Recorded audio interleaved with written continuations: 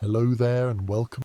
A quiet little corner where curiosity slows down, familiar things are looked at from unusual angles, and science is explored in a way that hopefully lets your mind relax while still learning something interesting. Some people listen while winding down in the evening, some while travelling, others while simply letting their thoughts drift for a while. And wherever you happen to be right now, it is genuinely nice to have you here. Tonight's gentle exploration centres on a place many people think they already understand. Lakes, calm water, scenic shorelines, summer holidays, maybe a dock, maybe a small boat, maybe a childhood memory of skipping stones or watching sunsets reflected on smooth fresh water. But not all lakes behave the way those quiet mental pictures suggest. There is a group of lakes in North America so large, so complex and sometimes so unpredictable that sailors, meteorologists, rescue teams and shipping captains often talk about them with the same respect usually reserved for oceans. These are the Great Lakes, and despite being inland freshwater, they can at times be more dangerous than the open sea. It sounds slightly counterintuitive at first. Oceans are vast, deep and famously stormy. Lakes by comparison seem contained and manageable. Yet the Great Lakes regularly produce conditions that surprise even experienced mariners. Sudden weather shifts, steep waves, intense cold water, heavy shipping traffic, and deceptively familiar surroundings all combine into something that looks peaceful from shore, but demands serious caution once you're out on the water. Before we ease further into this, there is something I always enjoy hearing. Where are you listening from right now? And what does the environment around you feel like at this moment? Some people listen late at night when everything is quiet. Others tune in during early morning routines or while commuting. It creates an interesting contrast, talking about massive inland lakes while listeners are scattered across cities, countryside, coastlines and time zones, each person arriving at this same audio moment from very different surroundings. And if you happen to find this kind of slow exploration calming, informative, or just a pleasant background for winding down, a like or subscription is always appreciated. It helps this small space reach other people who enjoy relaxed science and thoughtful storytelling. No pressure, of course, just a gentle mention. So let's settle in and begin looking at why these lakes, which often appear so approachable, have built a reputation that commands respect from professionals who spend their lives on the water. The Great Lakes consist of 5 massive bodies of fresh water: Superior, Michigan, Huron, Erie and Ontario. Together they hold about 1/5 of the world's surface freshwater supply. That alone hints at their scale.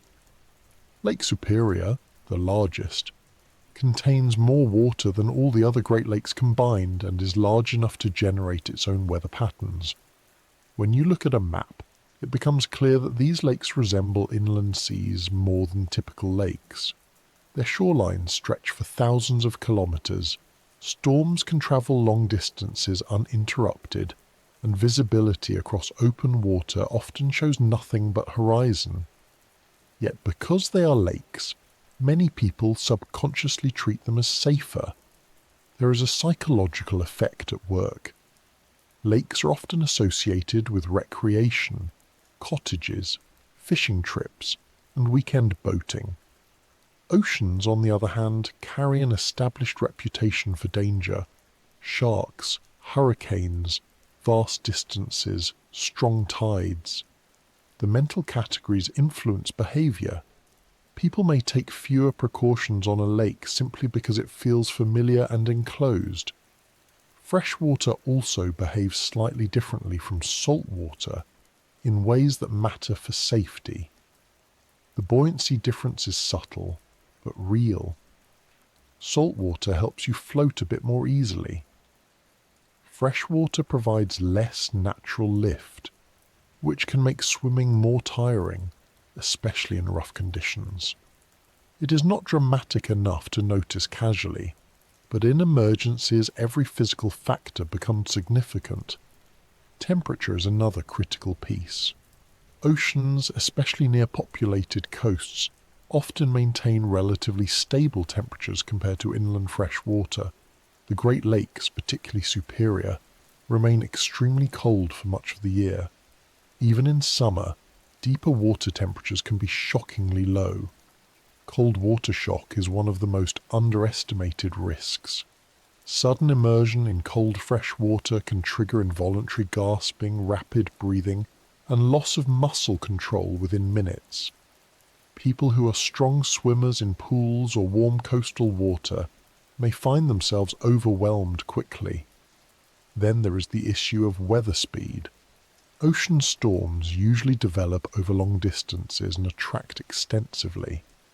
Meteorological systems affecting the Great Lakes can form quickly because of temperature contrasts between land and water.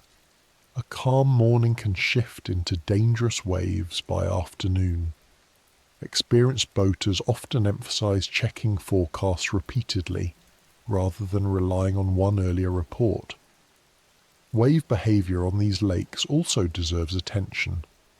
Because the lakes are large but still enclosed, waves tend to be shorter in wavelength and steeper than many ocean swells. That means boats encounter choppier conditions with less time between crests. Even large vessels can experience heavy pitching. Smaller craft, including recreational boats, can become unstable quickly if operators are not prepared. Visibility changes present another layer. Fog forms frequently due to temperature differences between water and air. It can arrive quickly and reduce navigation visibility to a few meters. Unlike open ocean navigation, where there may be more room to maneuver away from hazards, the Great Lakes often combine reduced visibility with nearby shorelines, shipping channels, and infrastructure. Commercial shipping is actually a major factor that surprises people unfamiliar with the region. Massive cargo vessels known as lake freighters regularly transport iron ore, grain, coal and other materials across these waters. Some are over 300 meters long. Their size, limited maneuverability, and the constrained channels of certain lake passages create situations where smaller recreational boats must remain alert. Collisions are rare, but the potential consequences are serious. History adds further context. The Great Lakes region contains thousands of documented shipwrecks. Some are centuries old. Others occurred within modern times despite advanced navigation technology. Sudden storms, structural stress from steep waves, ice hazards, and navigation errors have all contributed. These wrecks are studied not only for historical interest, but also for improving safety understanding. Ice itself is another seasonal dimension that differs from most ocean environments. Winter brings partial or sometimes extensive ice cover. While this can reduce wave formation temporarily, it introduces hazards such as shifting ice sheets, hidden openings, and difficult rescue conditions. Seasonal transitions between frozen and open water create unpredictable edges that must be treated carefully. Geography shapes risk as well. Certain shoreline areas, particularly along Lake Superior, are known for rocky coasts and limited safe harbours. If weather deteriorates quickly, reaching shelter may take longer than expected. Ocean coastlines often have established port infrastructure spaced at predictable intervals, whereas some lake stretches remain relatively remote. There is also the factor of overconfidence rooted in familiarity. Many residents live near these lakes for years. Familiar landscapes can reduce perceived risk. Someone who would never venture casually into the open ocean might take a small boat far offshore on a lake because land still feels conceptually close, even when it is not practically reachable. Emergency response times vary widely. Near major cities, rescue services are efficient and well equipped. In remote northern stretches, particularly on Lake Superior, response distances can be significant. Weather conditions that create emergencies also complicate rescue efforts. All of this contributes to a layered understanding. The Great Lakes are not inherently hostile, just as oceans are not inherently dangerous all the time. But they combine ocean-scale physical characteristics with lake-scale psychological familiarity. That combination leads to unique risk patterns. People who work regularly on these waters often emphasize respect rather than fear. Preparation, awareness of weather, appropriate equipment, flotation devices, communication tools, and realistic trip planning dramatically reduce danger. Education has improved outcomes over decades. Still, unexpected incidents continue to occur, usually involving rapid weather change, cold exposure, or navigation challenges. Another interesting aspect is how these lakes influence regional climate. Large water bodies store heat and release it slowly. This affects snowfall patterns, fog formation, and storm intensity near shorelines. Residents often become accustomed to these seasonal rhythms without always connecting them to safety implications on the water itself. As conversations about water safety expand globally, the Great Lakes frequently appear as case studies.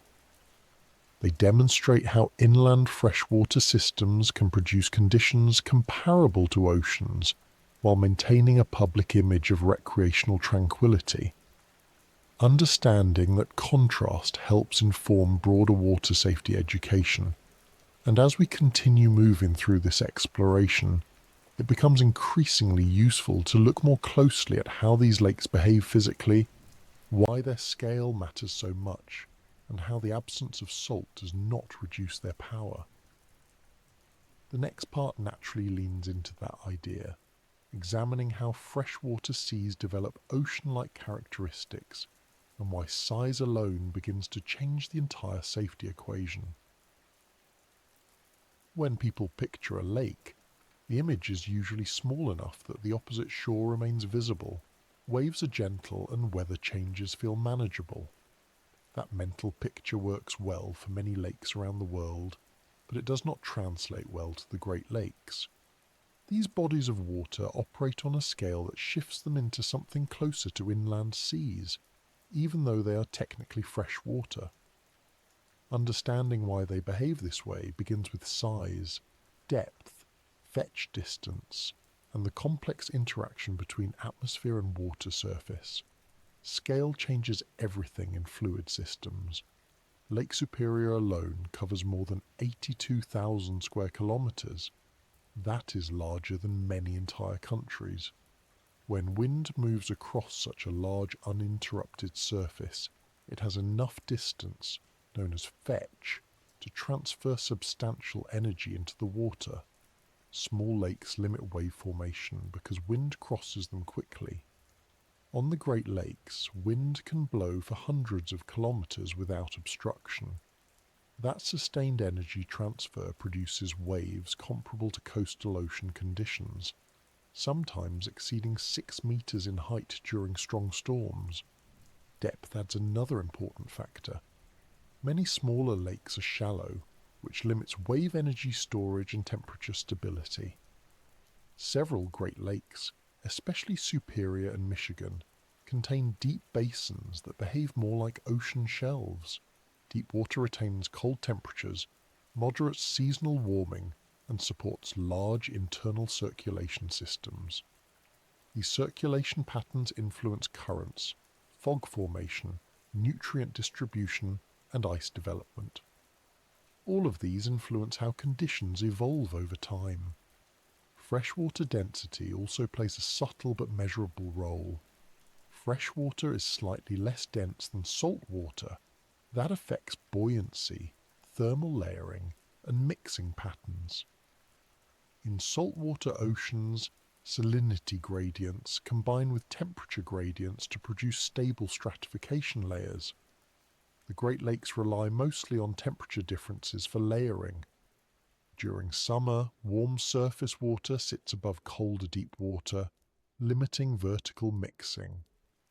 When autumn cooling arrives, the surface layer cools rapidly, becomes denser, and sinks, creating seasonal turnover. This turnover can redistribute nutrients, oxygen, and temperature profiles in ways that influence weather interaction and visibility conditions. Weather interaction is where the ocean-like behavior becomes particularly noticeable.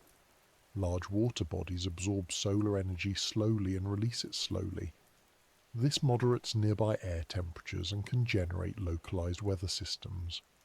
Lake effect snow, common around these lakes, happens when cold air moves across relatively warmer lake water, picking up moisture that later falls as heavy snow downwind. Similar processes drive fog formation, localized storms, and rapid atmospheric pressure changes. Storm development on the Great Lakes can be especially abrupt because of temperature contrast between surrounding land masses and water surfaces. Land heats and cools faster than water. This differential creates pressure gradients that can strengthen wind quickly. A calm morning can shift into strong afternoon winds capable of producing hazardous waves. Unlike oceans, where large-scale storm systems are tracked over vast distances, lake storms sometimes intensify locally with shorter warning periods. Wave structure on these lakes deserves careful attention because it differs from typical ocean swells. Ocean waves often travel long distances from their generating storms, creating smoother, longer period swells. Great Lakes waves are frequently wind-driven locally, producing shorter wavelengths and steeper profiles. These steep waves hit vessels with more frequent vertical motion, increasing structural stress and making navigation physically demanding. Smaller recreational boats can experience rapid pitching that reduces stability and increases risk of swamping. Currents exist here as well, though they are less widely discussed than ocean currents. Wind-driven surface currents can develop quickly, especially in narrow connecting channels such as the Straits of Mackinac or the Detroit River system. Temperature-driven density currents also occur seasonally. These currents may not appear dramatic visually, but they can influence drift patterns, swimmer safety, and navigation planning. Visibility conditions further blur the line between lake and ocean environments. Fog forms frequently due to temperature differences between air and water. Warm, humid air passing over colder water condenses into dense fog banks. These can develop rapidly and reduce visibility to near zero. Mariners must rely on radar, GPS navigation, and sound signals, much like ocean navigation protocols. Ice cycles present another distinctive element. Unlike most oceans, which rarely freeze except near polar regions, several Great Lakes experience seasonal ice cover. Ice reduces wave formation temporarily, but introduces hazards such as shifting flows, pressure ridges, and hidden open water gaps. Ice breakup periods can be particularly dangerous because stable-looking surfaces may weaken quickly. Commercial shipping adapts using ice-breaking vessels, but recreational users sometimes underestimate changing ice conditions. Human infrastructure around these lakes also mirrors coastal environments. Major ports handle bulk cargo shipping comparable to ocean trade routes. Iron ore, grain, petroleum products, and manufactured goods move regularly across the lakes. Large freighters known as lakers operate specifically for these conditions. Their design reflects the steep wave patterns, freshwater corrosion differences, and lock systems connecting lakes at different elevations. Lock systems themselves demonstrate the ocean-scale nature of these lakes. Elevation differences between lakes require massive engineering work such as the Soo locks, connecting Lake Superior and Lake Huron. These locks accommodate ships hundreds of meters long. Their existence signals that the lakes function as an integrated maritime network rather than isolated recreational water bodies. Biological ecosystems also resemble marine-scale complexity. Fisheries management involves large-scale population monitoring, invasive species control, and cross-border regulatory cooperation between the United States and Canada. Zebra mussels, sea lampreys, and other invasive organisms have significantly altered ecological balance. These ecological shifts influence water clarity, nutrient cycling, and even wave reflection characteristics along shorelines. Coastal erosion patterns around the Great Lakes parallel ocean coast processes. Strong storms generate wave energy capable of reshaping beaches, cliffs, and dunes. Seasonal water level fluctuations amplify these effects. Property owners along shorelines often implement erosion control measures similar to ocean coastal engineering, including breakwaters, revetments, and vegetation stabilization. Psychological perception remains one of the most interesting aspects. Because these lakes lack salt water, tides, and ocean branding, many people instinctively categorize them as safer. Yet statistically, maritime incidents occur regularly. Search and rescue operations on the Great Lakes follow protocols similar to coastal ocean rescues, involving helicopters, specialized vessels, and coordinated communication networks. Temperature gradients influence survival time significantly. Cold water immersion is often more severe here than in many coastal oceans at similar latitudes because fresh water can cool faster seasonally. Hypothermia risk rises quickly, sometimes within minutes. Proper flotation devices, thermal protection suits for professionals, and emergency preparedness training reflect this reality. Navigation technology has advanced safety considerably. Modern vessels rely on GPS positioning, electronic charts, weather radar, and automated identification systems that track nearby ships. These technologies reduce collision risk and improve route planning.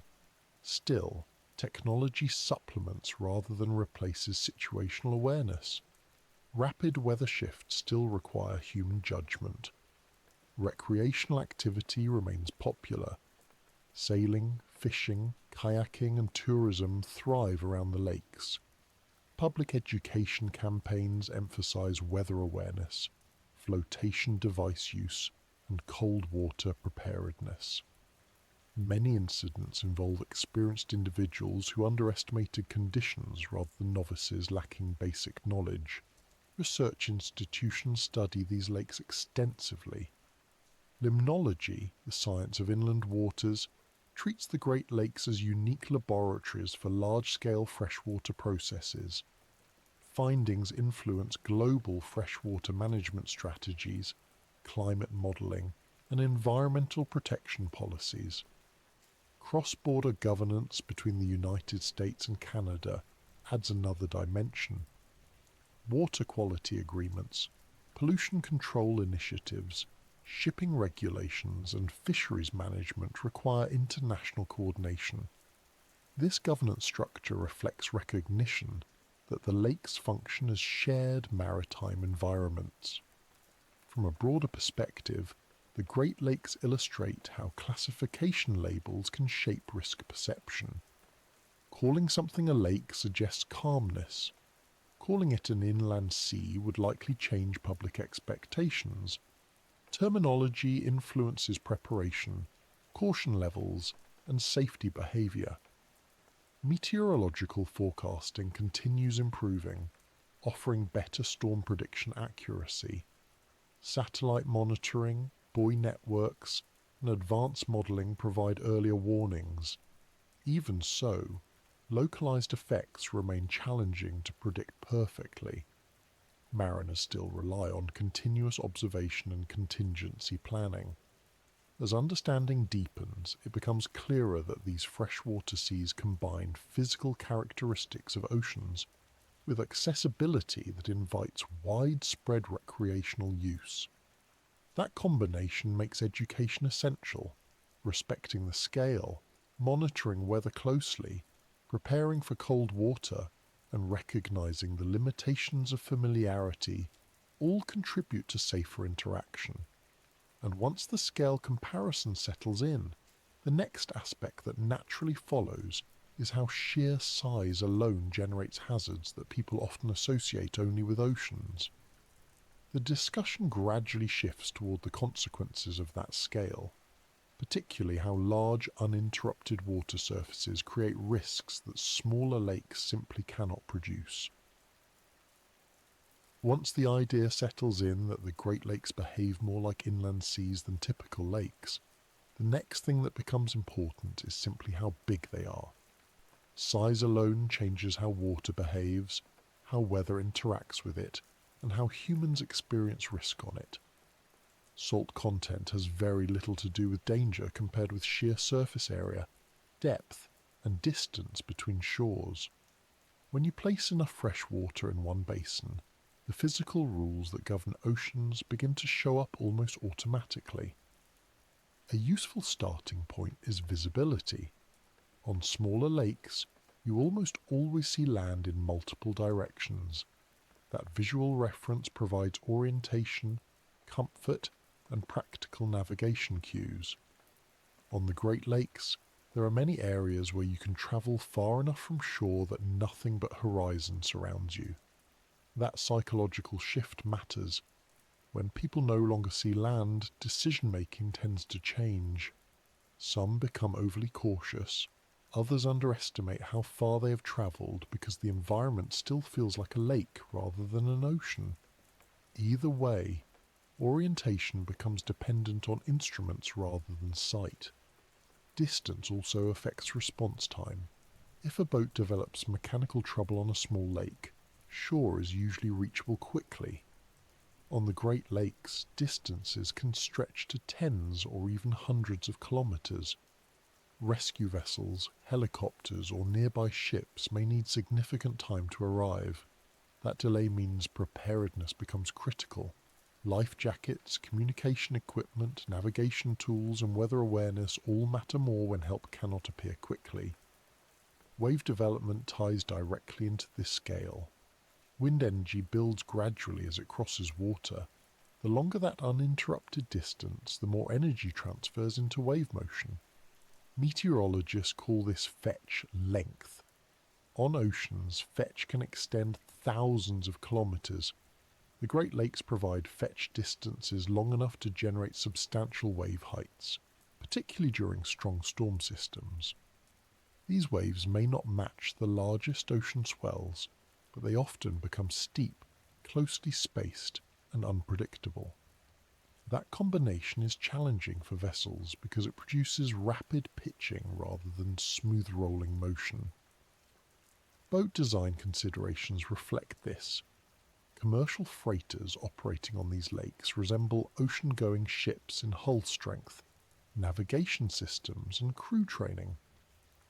Recreational boaters sometimes assume that lake boating requires less preparation than coastal boating, yet conditions can demand similar seamanship skills. Weather monitoring, route planning, and contingency preparation are standard practice among experienced operators. Depth contributes further complications. Deep water stores cold temperatures year-round. Surface layers warm during summer, but below a relatively shallow thermocline, water remains cold. This temperature structure influences both weather and safety. Cold water immersion risk remains high even during warm months. People often judge water safety by air temperature, but deep lakes maintain cold reserves that influence surface conditions. Thermal inertia also shapes storm intensity. Large water bodies moderate surrounding air temperature, creating pressure differences that drive wind systems. Rapid changes in air temperature relative to water temperature can intensify winds unexpectedly. These winds then feed wave development, visibility changes, and navigational challenges. The chain reaction begins with size and heat capacity rather than salt content. Another effect of scale involves shoreline complexity. The Great Lakes have extensive coastlines with bays, peninsulas, cliffs, sandy beaches, wetlands, and urban ports. This varied geography influences local wind patterns. Wind accelerates around headlands, creates turbulence near cliffs, and channels through narrow passages. Localized conditions may differ significantly from regional forecasts. Mariners who rely solely on broad weather reports sometimes encounter stronger winds than expected due to shoreline effects. Water level fluctuations represent another large-scale factor. Seasonal precipitation, evaporation, and inflow from tributary rivers cause measurable changes in lake levels. These fluctuations affect harbour accessibility, coastal erosion, and wave impact on infrastructure. Unlike tidal oceans, these level changes occur over weeks or months rather than hours, yet they still influence navigation planning and shoreline safety. Commercial shipping adds to the scale conversation. Massive cargo vessels navigate these lakes regularly. Some exceed 300 meters in length and carry tens of thousands of tons of cargo. Their presence creates unique hazards. Large ships produce significant wakes, require wide turning radii, and cannot stop quickly. Recreational boaters sharing the same waters must remain aware of shipping lanes and maintain safe distances. Navigation systems reflect the seriousness of these waters.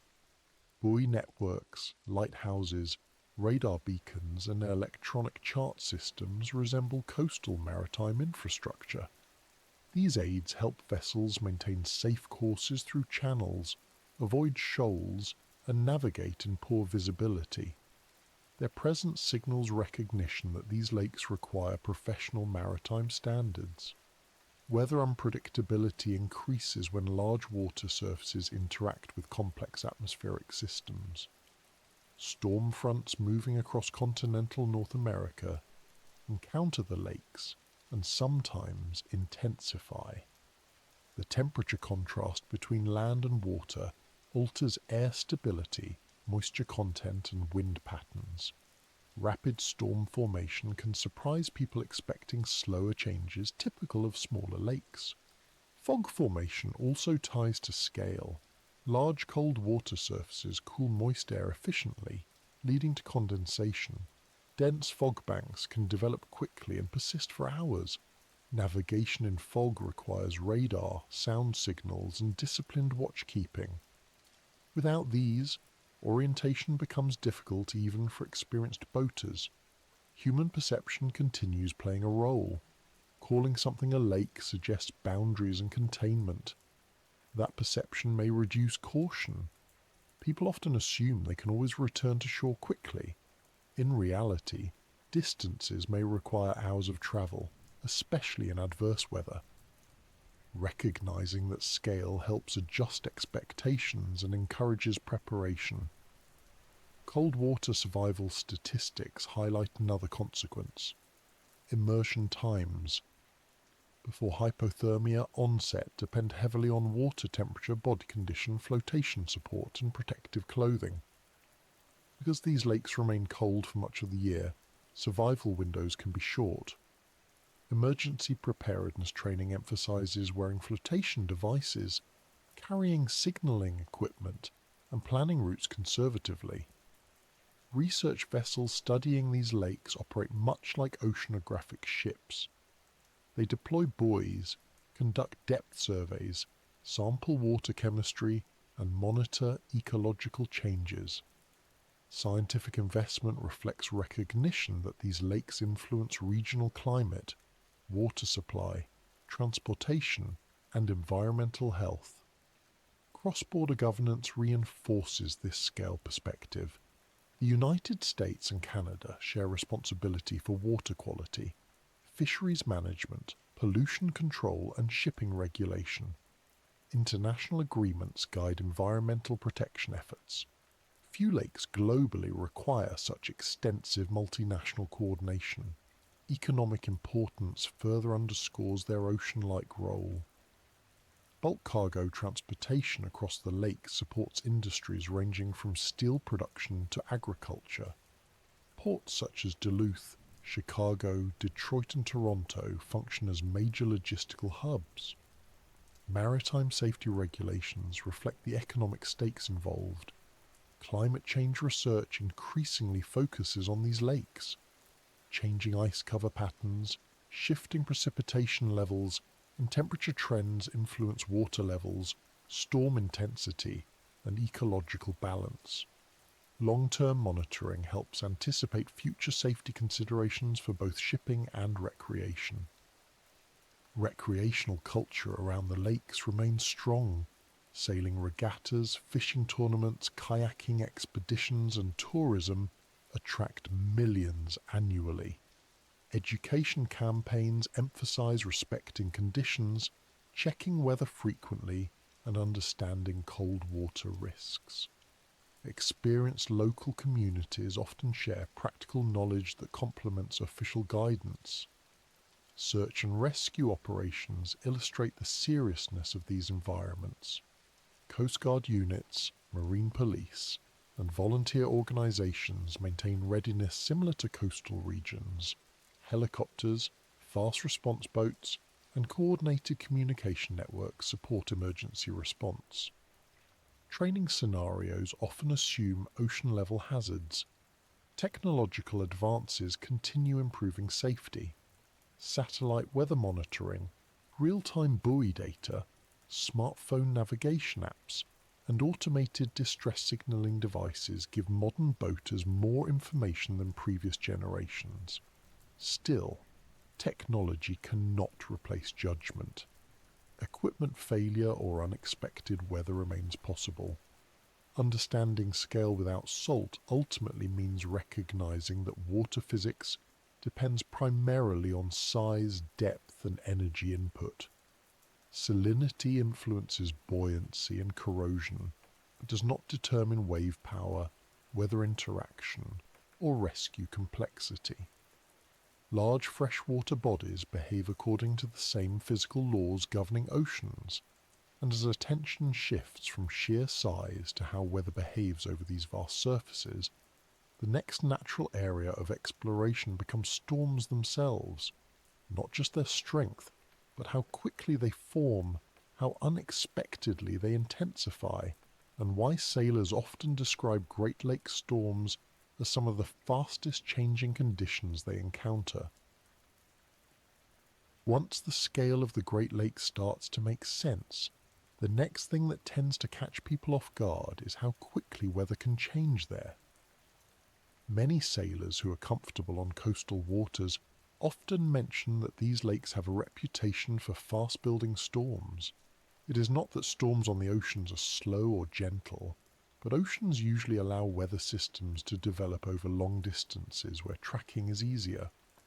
On the Great Lakes, the interaction between land, water, and atmosphere can compress that process into a shorter window, sometimes leaving very little time between calm conditions and genuinely hazardous ones. The key factor is temperature contrast. Land heats up and cools down much faster than water.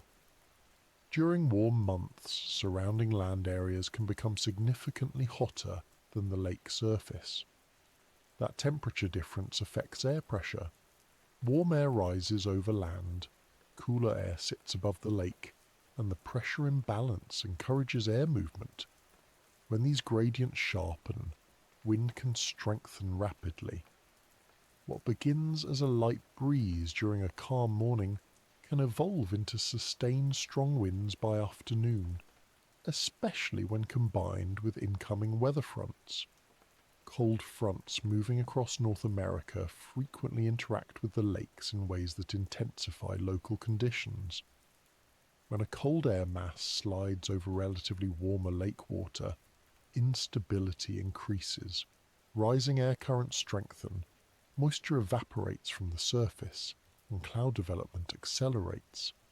Thunderstorms sometimes form quickly in these situations.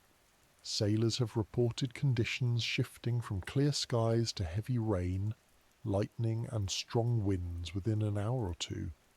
Humidity plays a role as well.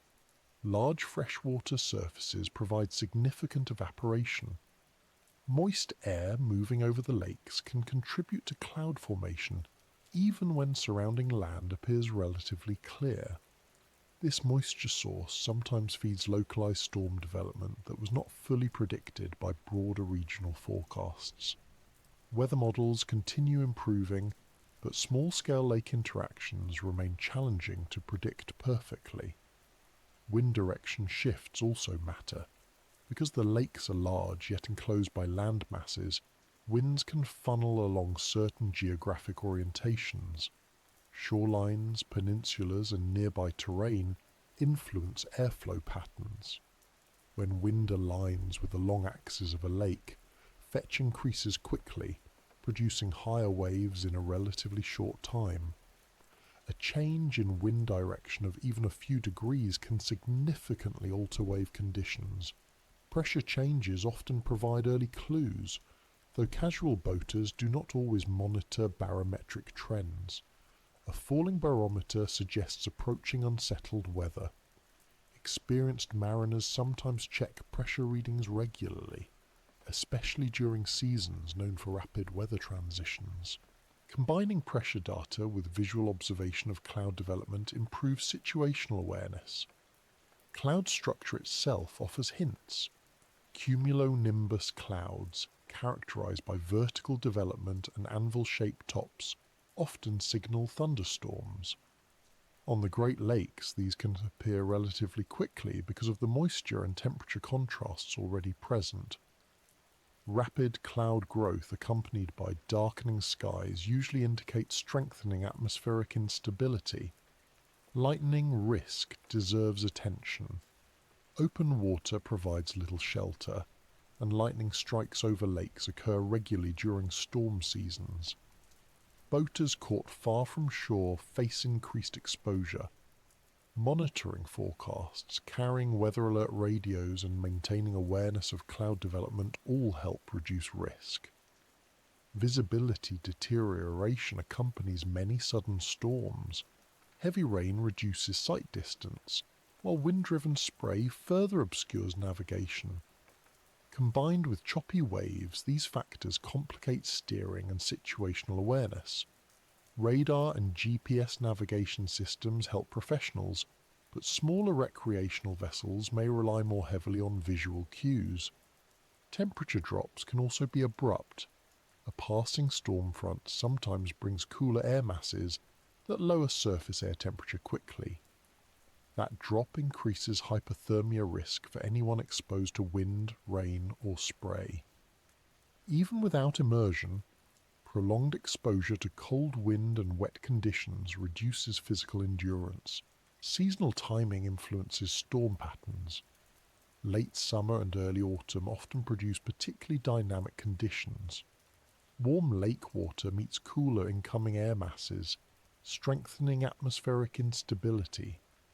Some historically severe Great Lakes storms occurred during these transitional seasons when temperature contrasts were greatest.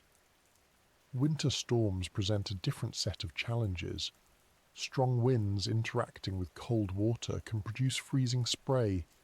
Ice accumulation on vessel decks, railings, and superstructures increases weight and destabilizes ships. Commercial vessels operating in winter conditions implement specific safety procedures to manage icing risk. Forecast reliability has improved dramatically with satellite monitoring, advanced modeling and buoy data networks. Real-time wave height measurements, wind speed data, and temperature readings provide valuable situational awareness. Still, microscale weather changes remain difficult to predict precisely, especially near complex shorelines. Professional mariners often emphasize continuous monitoring rather than relying on a single forecast check.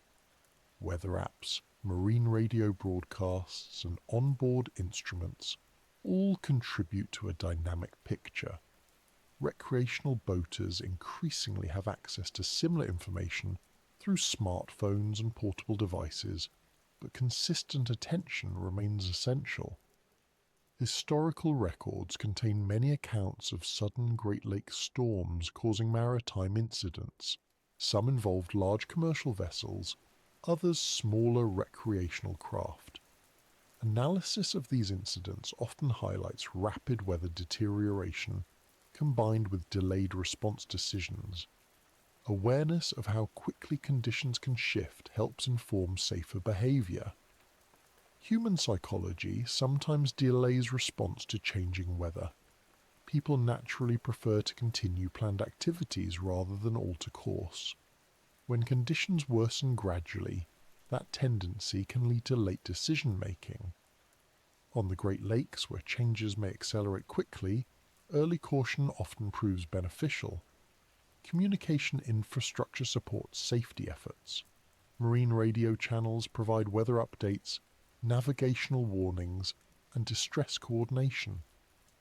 Coast Guard units, harbour authorities, and weather services collaborate to distribute timely information.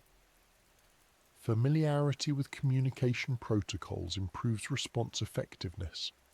Another subtle factor involves wave reflection. When strong winds push waves toward shorelines with cliffs or harbour structures, reflected wave energy interacts with incoming waves. This interference produces chaotic wave patterns that are difficult to predict visually. Mariners approaching shore during storms must account for these complex interactions. Commercial shipping schedules adapt to weather conditions. Large vessels sometimes delay departures or alter routes based on forecasted storms. Shipping companies invest heavily in meteorological analysis because cargo safety, crew welfare, and economic considerations all depend on accurate risk assessment. Recreational boating communities increasingly emphasize safety training. Courses cover weather interpretation, emergency procedures, cold water awareness, and communication skills. Participation in such training correlates with reduced incident rates. Education helps bridge the gap between perception of lakes as recreational spaces and recognition of their maritime scale. Technological aids continue expanding. Automatic identification systems allow vessels to track each other electronically. Weather routing software suggests safer paths around developing storms. Portable emergency beacons enable rapid distress signaling even far from shore. These tools enhance safety but require familiarity and proper maintenance. Climate trends may influence future storm behavior. Research suggests changes in temperature patterns, ice cover duration, and precipitation cycles could alter storm frequency or intensity. Ongoing monitoring helps scientists anticipate how these changes might affect maritime safety on the lakes. Respect for local knowledge remains valuable. Long-time residents, commercial fishermen, and experienced sailors often recognize subtle environmental cues that complement formal forecasts. Observing cloud movement, water texture, wind scent, and bird behavior sometimes provides early hints of changing conditions. As the discussion of sudden storm settles in, attention naturally shifts toward another major factor that makes these waters particularly unforgiving. Weather may initiate danger, but the water itself, especially its temperature, plays an equally important role.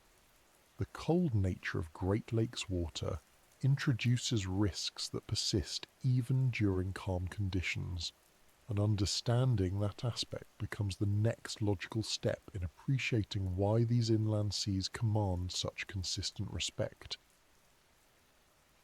When people look out across the Great Lakes on a calm day, the surface can appear surprisingly peaceful. Sunlight reflects gently, the horizon looks stable, and there may be very little visible motion. That visual calm often leads to assumptions about safety.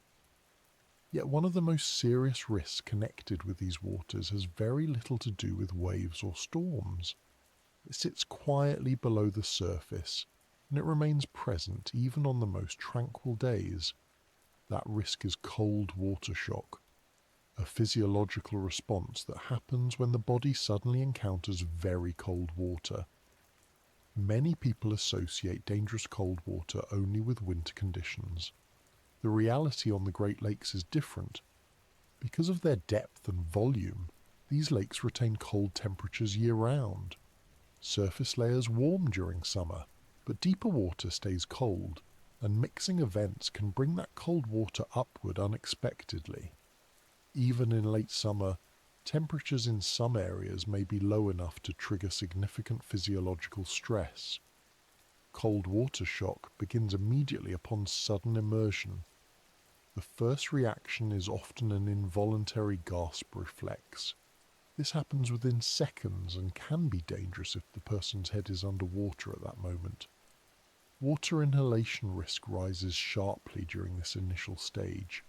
Simultaneously, breathing rate increases dramatically.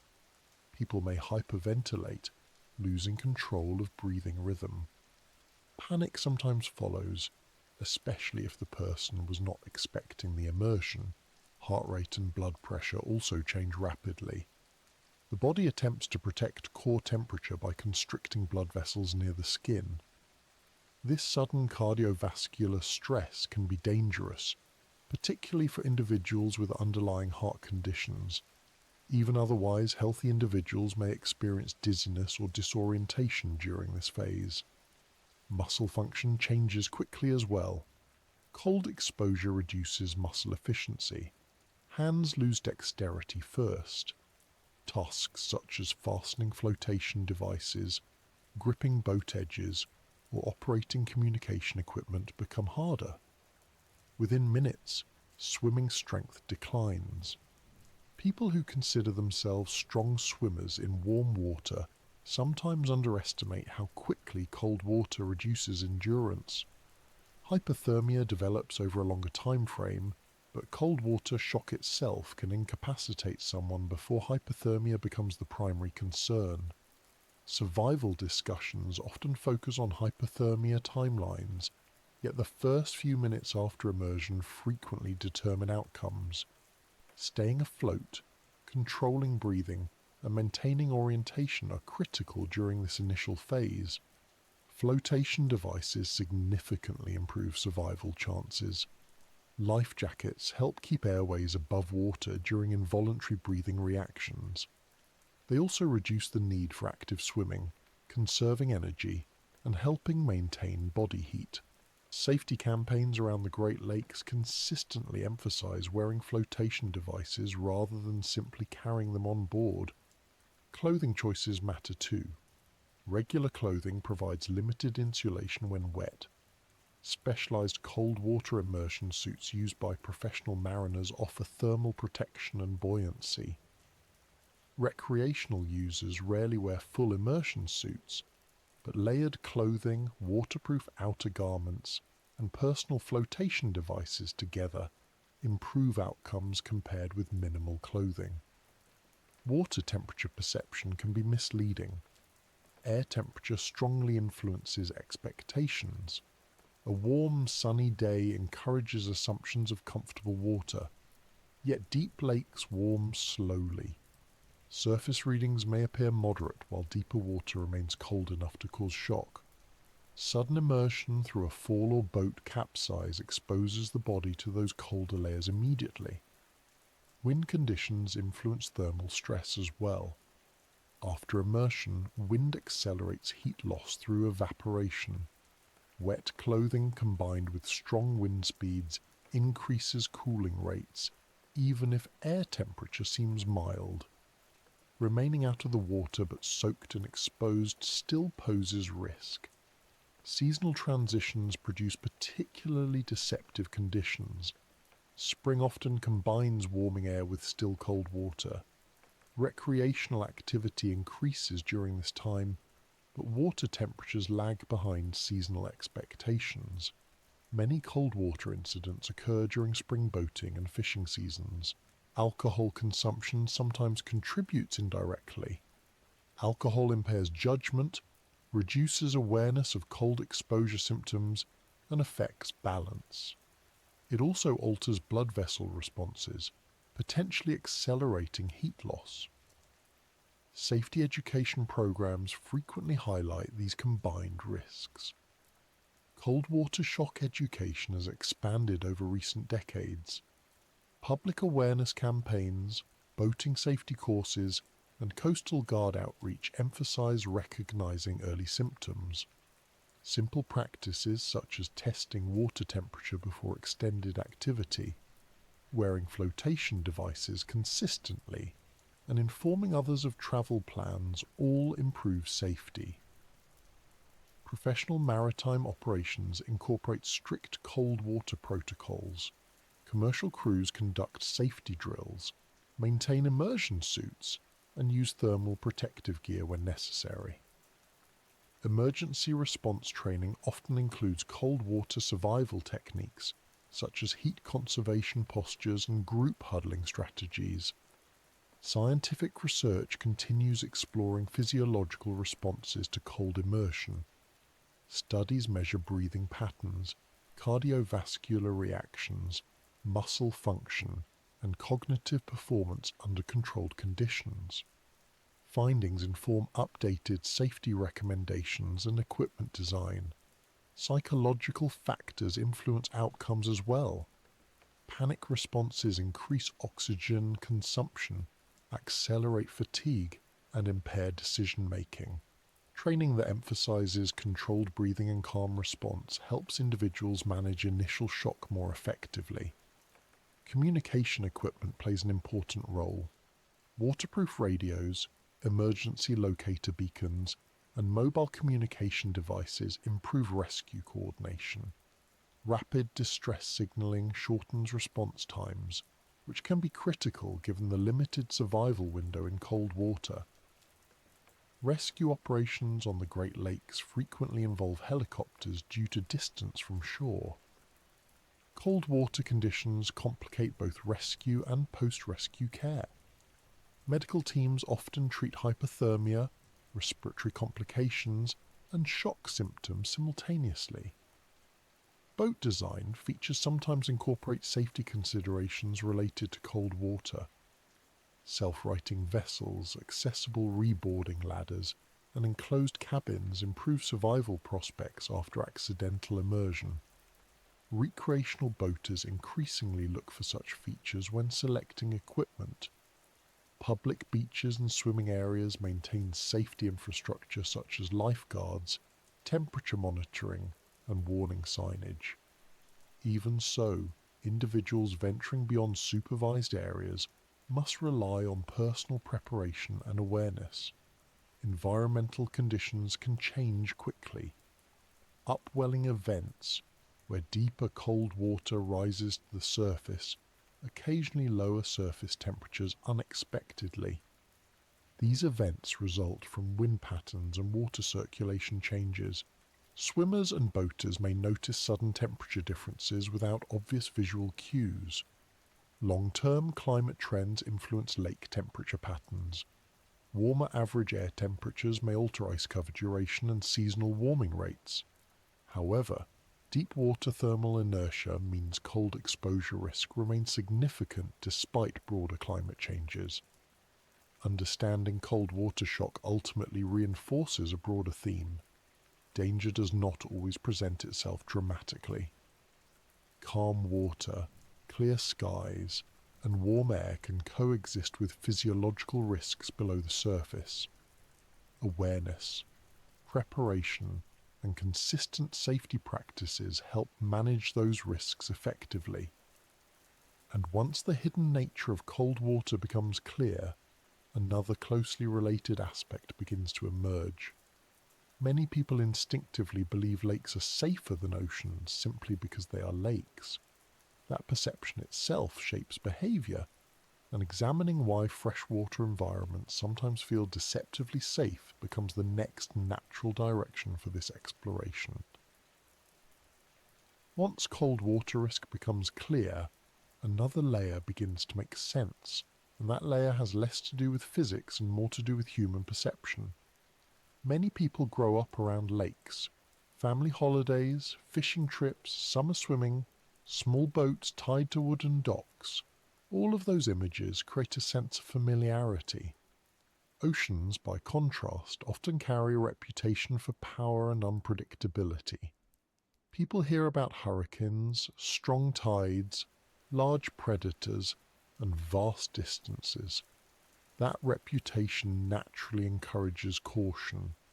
Lakes rarely receive that same psychological framing, even when they are large enough to behave like seas.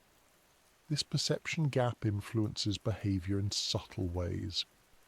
When people feel comfortable, they often prepare less. Safety equipment may be present but not worn. Weather checks may happen once rather than continuously. Distance from shore may feel smaller than it actually is. None of this is reckless in intention. It usually comes from experience with smaller lakes where those assumptions hold true. The difficulty appears when those habits carry over to environments like the Great Lakes, where conditions operate on a completely different scale. Freshwater also lacks some obvious warning signs people associate with oceans. There are no tides of significant scale on the Great Lakes, at least not the dramatic tidal cycles familiar along coastlines. Without tides, water levels seem stable from hour to hour. That stability can create the impression of predictability, even though wind-driven changes in wave height and currents can still become intense. Because tides are absent, some people subconsciously assume other ocean hazards are absent too, even when they are not.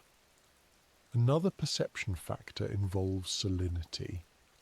Salt water feels different on the skin. It tastes distinct. The smell of the ocean often signals its presence before it even comes into view. Fresh water does not provide those sensory cues. It feels neutral and familiar. That sensory neutrality contributes to the sense that the environment is less extreme. Yet from a physical standpoint, wind energy, wave formation, visibility conditions and cold exposure risk operate independently of salt content. Visibility itself plays a role in shaping comfort levels. Many coastal oceans are associated with murkier water, surf noise and dramatic horizons. Some areas of the Great Lakes, especially when calm, appear glassy and quiet. Clear fresh water, particularly in northern sections, can appear inviting and manageable. That calm visual presentation sometimes hides underlying hazards, such as sudden drop-offs, cold layers, or changing weather patterns. Cultural narratives reinforce the perception. Lakes often appear in advertising as relaxing vacation destinations. Cabin culture, shoreline communities, and recreational boating imagery emphasize tranquility. Oceans, meanwhile, are frequently portrayed in media as powerful or dangerous. Films, documentaries, and news coverage highlight storms and maritime rescues. Those repeated narratives influence how people assess risk before they even approach the water. Experience levels contribute too. People living near the Great Lakes may spend years around them without encountering severe conditions personally.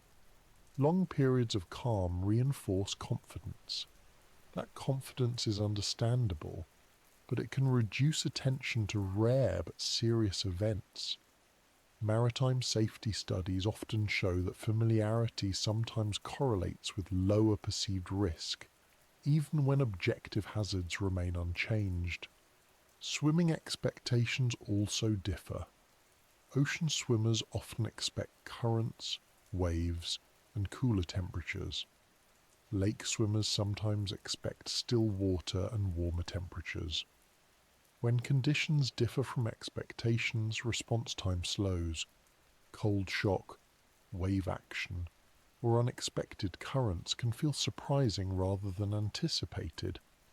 Freshwater buoyancy differences, though modest, matter in extended exposure situations.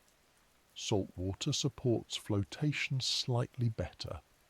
That extra buoyancy can make a difference when someone is fatigued. In freshwater, maintaining flotation may require slightly more effort. People unaware of this difference may tire sooner than expected. Another deceptive element involves shoreline proximity. On many Great Lakes beaches, land remains visible from considerable distances offshore. Seeing land can create a sense of security, even when returning to shore would require significant time or energy. Visual closeness does not equal practical accessibility, especially in rough conditions or cold water. Weather forecasting also interacts with perception. Coastal regions often emphasize marine forecasts prominently. Inland regions sometimes focus more on land-based weather. Great Lakes forecasts exist and are detailed, but recreational users may not always consult marine-specific reports. Differences between land forecasts and marine forecasts can be substantial. Infrastructure differences contribute subtly. Ocean harbours often include visible maritime signals such as large breakwaters, busy shipping traffic, and coastal warning systems. Some Great Lakes shorelines appear more residential or recreational. That quieter infrastructure can reduce perceived seriousness, even though commercial shipping operates extensively in the region.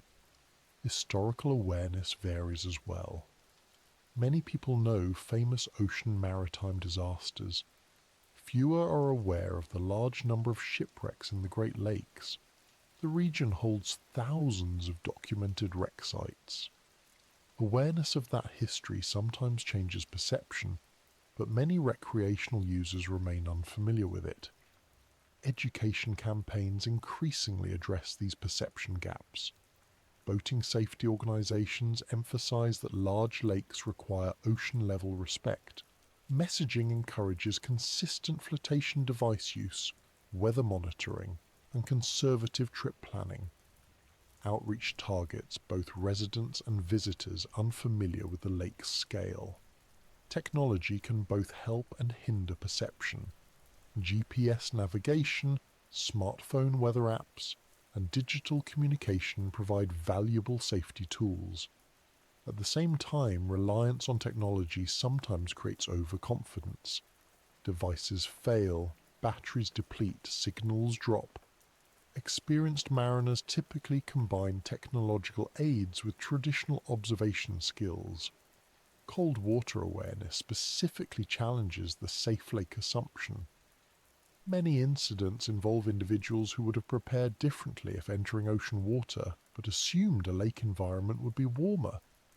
Education emphasizing actual temperature data rather than seasonal expectations helps counter this. Group dynamics influence risk decisions. When multiple people share a perception of safety, caution may decrease collectively. Social reinforcement of relaxed attitudes sometimes delays precautionary actions. Conversely, safety-oriented group culture improves outcomes significantly. Local knowledge remains valuable. Residents familiar with specific areas often recognize subtle weather cues, current patterns, and seasonal changes. Visitors lacking that knowledge benefit from consulting local expertise, marina staff, or experienced boaters before venturing far from shore. Emergency response infrastructure exists throughout the region, including Coast Guard stations, marine police units, and volunteer rescue organizations. Their presence reflects recognition that freshwater does not eliminate maritime risk.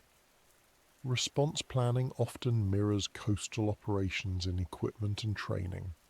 Environmental stewardship also connects with safety. Pollution monitoring, invasive species control, and shoreline management all influence water conditions. Clear water does not automatically mean safe water.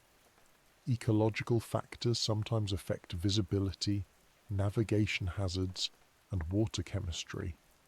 Economic activity reinforces the lake's maritime identity. Major shipping routes transport industrial materials across international borders. Commercial fishermen operate year-round. Research vessels conduct scientific studies. These activities treat the lakes as working seas rather than recreational ponds. Psychological adaptation takes time. Individuals who transition from smaller lakes to the Great Lakes often report an adjustment period. Respect for distance, weather variability, and cold exposure grows with experience. Formal training accelerates that adjustment. Safety culture continues evolving. Educational outreach, technological improvements, and community awareness campaigns contribute to gradual perception shifts. The goal is not to create fear, but to align perception with reality so preparation matches conditions. And once the idea of deceptive familiarity settles in, attention naturally moves toward how the water itself behaves when wind energy increases. Waves on the Great Lakes often look different from ocean waves, not necessarily larger but steeper and closer together. Understanding those wave mechanics helps explain why navigation can become challenging faster than many people expect. Once the idea settles in that the Great Lakes are not simply oversized versions of small recreational lakes, the next thing that starts to matter is how the water actually moves when wind begins transferring energy into it. Waves are not just surface decoration. They are physical energy patterns shaped by wind speed, wind duration, fetch distance, water depth, shoreline geometry, and atmospheric pressure. On these lakes, those factors combine in a way that produces wave behaviour that often surprises even experienced sailors, especially those more accustomed to coastal ocean conditions. Ocean waves frequently travel long distances from the storms that generated them. These are known as swell waves. They tend to have longer wavelengths and smoother motion.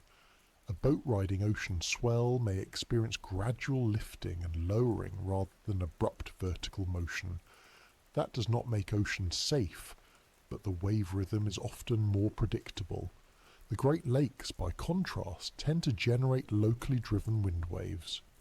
Because the fetch, while large, is still limited compared with oceans, the waves have shorter spacing. That shorter wavelength creates steeper profiles. Steep waves place particular stress on vessels. When a boat meets a steep wave head-on, the bow may rise sharply, then drop quickly into the trough. This repeated pitching motion strains hull structures, affects balance, and increases fatigue for anyone on board. Large commercial vessels are built with this in mind, yet even they can experience heavy structural loads during strong storms. Smaller recreational boats feel these effects much more intensely. Wave period, the time between successive wave crests, is a key measurement. Ocean swell may have periods of 10 to 20 seconds or more. On the Great Lakes, periods often drop to a few seconds in storm conditions. That rapid sequence leaves less recovery time between impacts. Operators must constantly adjust throttle, steering angle and vessel orientation to maintain stability. Cross seas represent another challenge. Because wind direction can shift quickly, and shoreline reflections can interfere with incoming waves, boats sometimes encounter waves arriving from multiple angles simultaneously. These intersecting patterns create irregular motion that is harder to anticipate. A vessel may roll sideways while also pitching forward, complicating steering and increasing risk of water coming aboard. Shoreline reflections contribute significantly in certain areas. Rocky coasts, harbour walls and breakwaters reflect wave energy back toward open water. Incoming waves meeting reflected waves generate confused seas. Even moderate winds can produce unexpectedly chaotic conditions near such structures. Navigators approaching shore during deteriorating weather must account for these interactions. Depth transitions also influence wave shape. As waves move into shallower water, their speed decreases while height often increases. This process, called shoaling, steepens waves further. Near coastal shallows of the Great Lakes, this effect can intensify already steep waves, creating breaking conditions that challenge navigation. Breaking waves carry additional hazards. When a wave crest becomes unstable and collapses, it can send significant water over decks. Smaller boats may ship water faster than bilge pumps can remove it. Maintaining appropriate heading relative to waves becomes critical. Professional seamanship training emphasizes wave angle management specifically for these situations. Wind speed alone does not determine wave severity. Duration matters. Sustained strong winds over several hours allow waves to grow progressively. Sudden gusts create short-term disturbances, but persistent wind builds larger systems. Monitoring both wind speed and forecast duration helps anticipate conditions. Atmospheric pressure gradients influence wind strength. Rapidly falling pressure often signals strengthening storms. Mariners watching barometric trends sometimes gain early warning before waves become visibly severe. Combining instrument data with visual observation improves readiness. Water temperature interacts with wave behavior indirectly. Cold water affects air density above the surface, which in turn influences wind friction characteristics. Seasonal temperature contrasts sometimes enhance wind energy transfer efficiency. While subtle, these effects contribute to seasonal wave pattern differences. Navigation strategies adjust accordingly. Commercial vessels sometimes alter course to take waves at safer angles rather than shortest distance routes. Recreational boaters learn similar techniques. Heading directly into steep waves may reduce rolling, but increases pitching stress. Taking waves at slight angles balances motion but requires skillful steering. Speed management becomes essential. Excessive speed into steep waves risks structural impact damage. Too little speed may reduce steering control. Finding an appropriate balance requires experience, observation, and sometimes trial adjustments as conditions evolve. Human endurance factors into safety as well. Continuous exposure to steep wave motion induces fatigue. Balance maintenance requires muscular effort. Reduced concentration increases risk of navigational error. Long transits during rough conditions demand rest planning and crew rotation where possible. Seasickness is another practical consideration. Short, irregular wave motion often triggers motion sickness more quickly than long, predictable swell. Impaired crew performance due to seasickness can affect decision-making and reaction time. Preparation sometimes includes medication, hydration, and strategic positioning within vessels. Equipment design reflects these realities. Lake freighters feature reinforced hulls, high bows, and specific ballast systems to handle steep waves. Recreational vessels designed for Great Lakes often include deeper hull shapes and stronger structural elements compared with boats intended only for sheltered waters. Safety equipment placement also adapts. Handholds, lifelines, anti-slip decking, and secure storage reduce accident risk during rough motion. Properly secured cargo and gear prevent shifting weight that could destabilize vessels. Search and rescue operations must account for wave behavior. Helicopter hoist operations become more complex in steep seas. Rescue vessels approach distressed boats cautiously to avoid collision from unpredictable wave motion. Training exercises frequently simulate such conditions. Technological aids assist navigation in rough water. Radar helps maintain situational awareness when spray reduces visibility. GPS charting systems assist course holding. Automatic identification systems provide awareness of nearby commercial vessels that may be harder to see amid wave spray. Weather buoys positioned throughout the lakes provide real-time wave height, period, and wind data. Mariners increasingly consult these before departure and during voyages. Access to live data improves decision-making compared with relying solely on forecasts. Recreational education programs emphasize wave awareness. Courses teach recognizing whitecap formation stages, interpreting water texture changes, and adjusting course early. Early response prevents escalation into emergency situations. Historical incidents often highlight wave mechanics.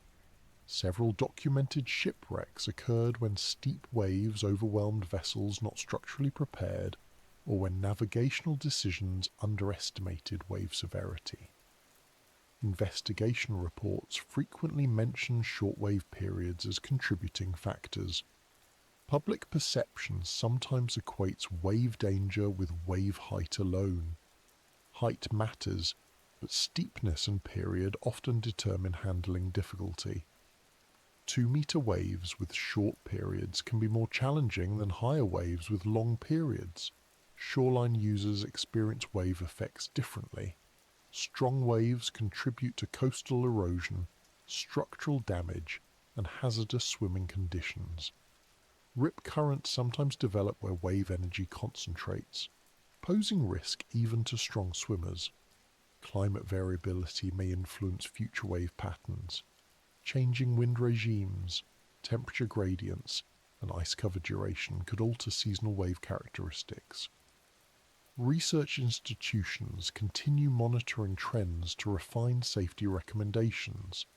Understanding wave mechanics ultimately reinforces the broader message.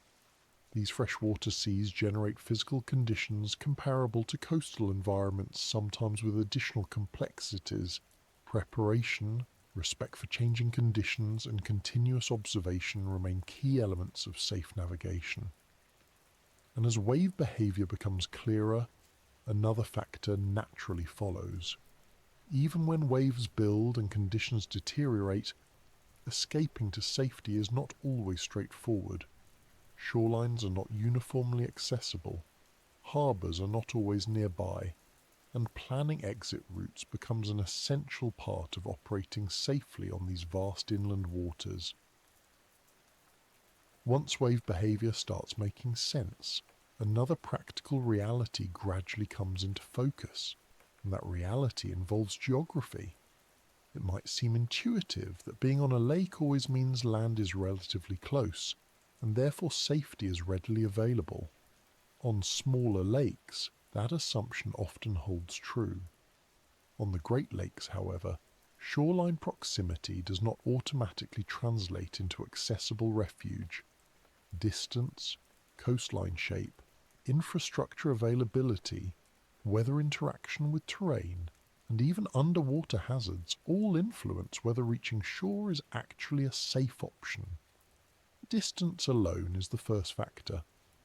Although the Great Lakes are enclosed by land, their surface areas are so large that vessels can easily travel far enough offshore that returning quickly becomes difficult. Lake Superior, for example, is wide enough that crossing it can require many hours even under favourable conditions. If weather deteriorates midway through such a crossing, the nearest shoreline may still be far away. That distance complicates both self-rescue and organised rescue response. Shoreline type matters just as much as distance. Not all shores provide safe landing conditions. Many stretches consist of rocky cliffs, steep drop-offs, marshlands, or densely vegetated areas without docking facilities. Attempting to land in rough conditions along such terrain can cause vessel damage or personal injury. Waves breaking against rocks amplify impact forces, sometimes making offshore conditions safer than attempting an uncontrolled landing. Harbour distribution varies across the lakes. Some regions have frequent marinas, ports, or protected bays. Others, particularly remote northern stretches, may offer long intervals without formal harbour infrastructure. Mariners planning routes often mark potential refugee locations in advance, recognising that not every visible shoreline represents a viable shelter option. Weather interacts strongly with shoreline geometry. Wind blowing toward shore increases wave steepness as water depth decreases. This shoaling effect can create breaking waves near coastlines even when offshore waves remain manageable. In such cases, approaching land may increase rather than reduce risk.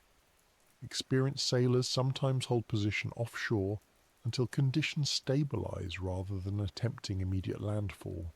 Currents complicate approach decisions as well.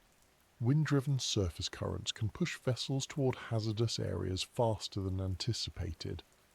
Narrow channels between islands or peninsulas sometimes accelerate water flow. Approaching shore without accounting for these currents can result in loss of steering control, especially for smaller craft. Visibility plays another role. Fog banks frequently form along temperature transition zones near shorelines. Land may be physically close yet visually obscured. Navigational markers, buoys, and harbour entrances can become difficult to locate without electronic navigation aids. Reduced visibility combined with steep waves creates a challenging environment for approach manoeuvres. Underwater hazards remain less visible but equally important. Shoals, reefs, submerged rocks, and sandbars exist throughout the Great Lakes.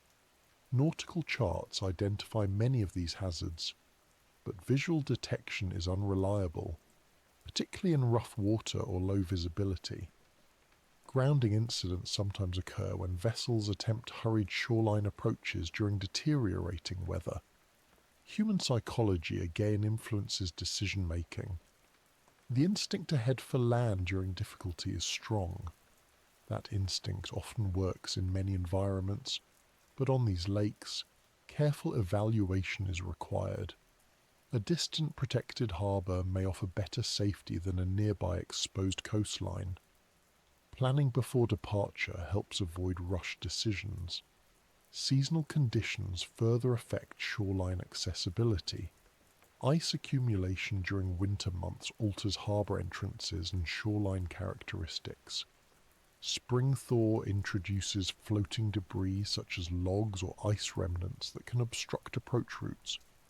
Autumn storms sometimes coincide with reduced daylight hours, making visual navigation harder. Infrastructure quality varies widely. Major urban ports provide extensive docking facilities, breakwaters, navigation lighting and rescue services. Remote areas may offer only natural coves without constructed protection. Even when natural shelter exists, entrance channels may be narrow or shallow, requiring precise navigation. Emergency response planning accounts for these geographic factors. Coast Guard units maintain knowledge of accessible landing points, helicopter hoist zones and rescue staging areas. Response strategies often involve guiding distressed vessels towards specific safe locations rather than nearest land indiscriminately. Commercial shipping illustrates structured route planning. Large freighters follow established shipping lanes designed to minimize grounding risk and optimize access to ports. Recreational boaters sometimes benefit from consulting similar route information, even when operating smaller vessels.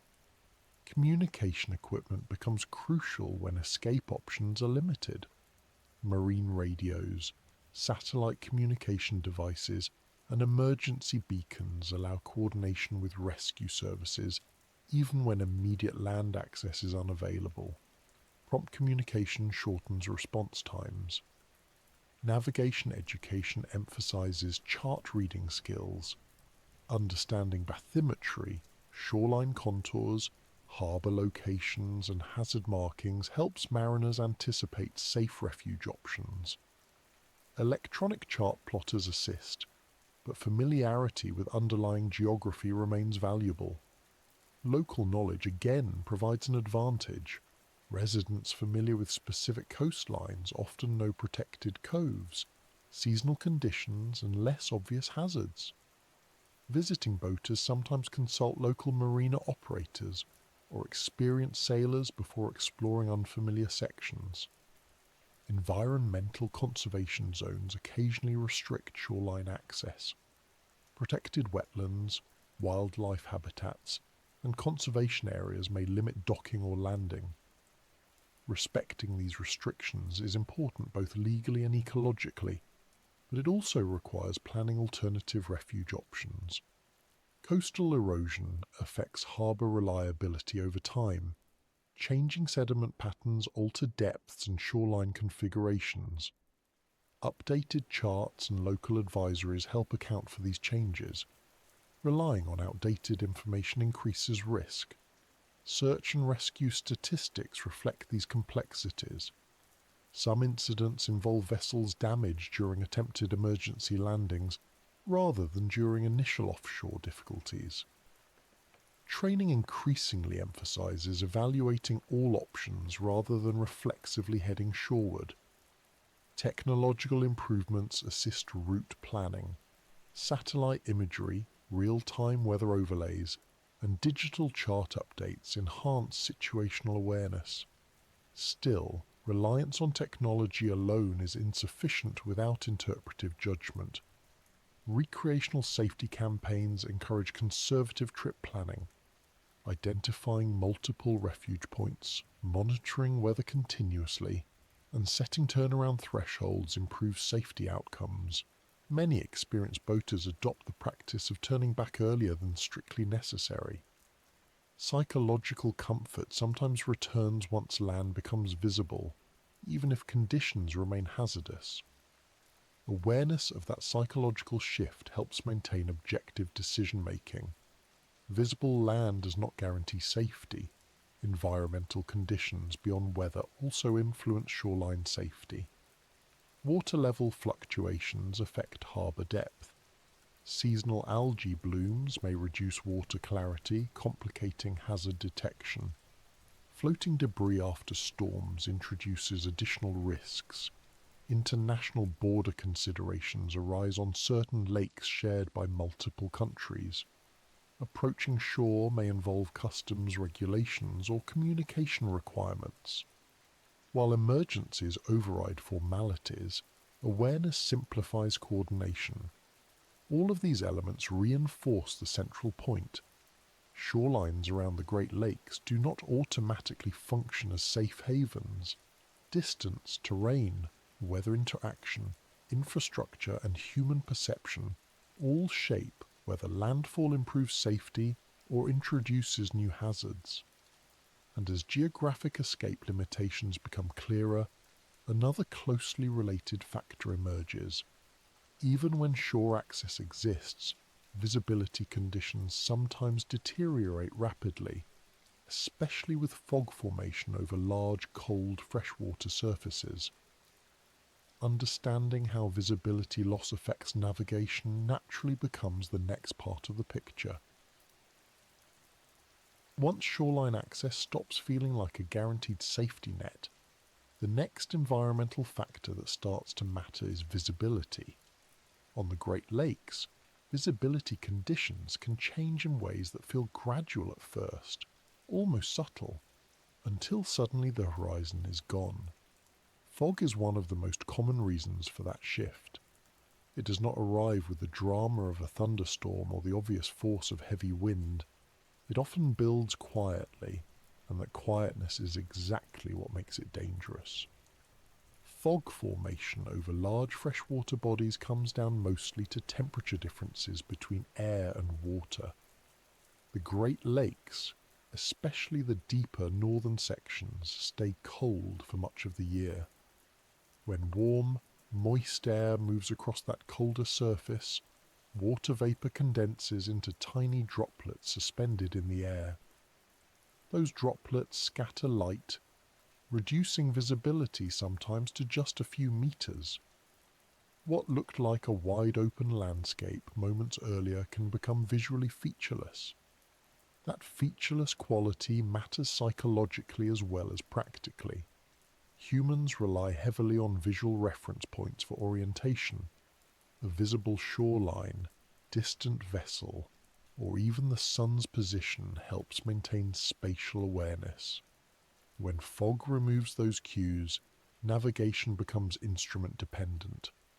Without proper tools, disorientation happens quickly. People sometimes underestimate how fast orientation can degrade when visual references disappear. Depth perception also changes in fog. Objects appear farther away or closer than they actually are because the usual contrast cues are missing. A buoy, another boat, or a shoreline structure might emerge suddenly from the mist with little warning. Reaction time shrinks accordingly, increasing collision risk. Sound behaves differently in fog too. Moist air can carry sound farther, but it also scatters directionality. A ship's horn may be audible but difficult to locate precisely. Mariners often rely on standardized sound signals in reduced visibility conditions. Those signals help indicate vessel presence and movement when sight alone is insufficient. Navigation technology plays a critical role here. Radar systems allow detection of other vessels, shoreline features, and obstacles beyond visual range. GPS chart plotters help maintain course accuracy. Automatic identification systems broadcast vessel positions electronically. These technologies significantly reduce risk, but they require familiarity and proper calibration. Over-reliance without understanding limitations can create false confidence.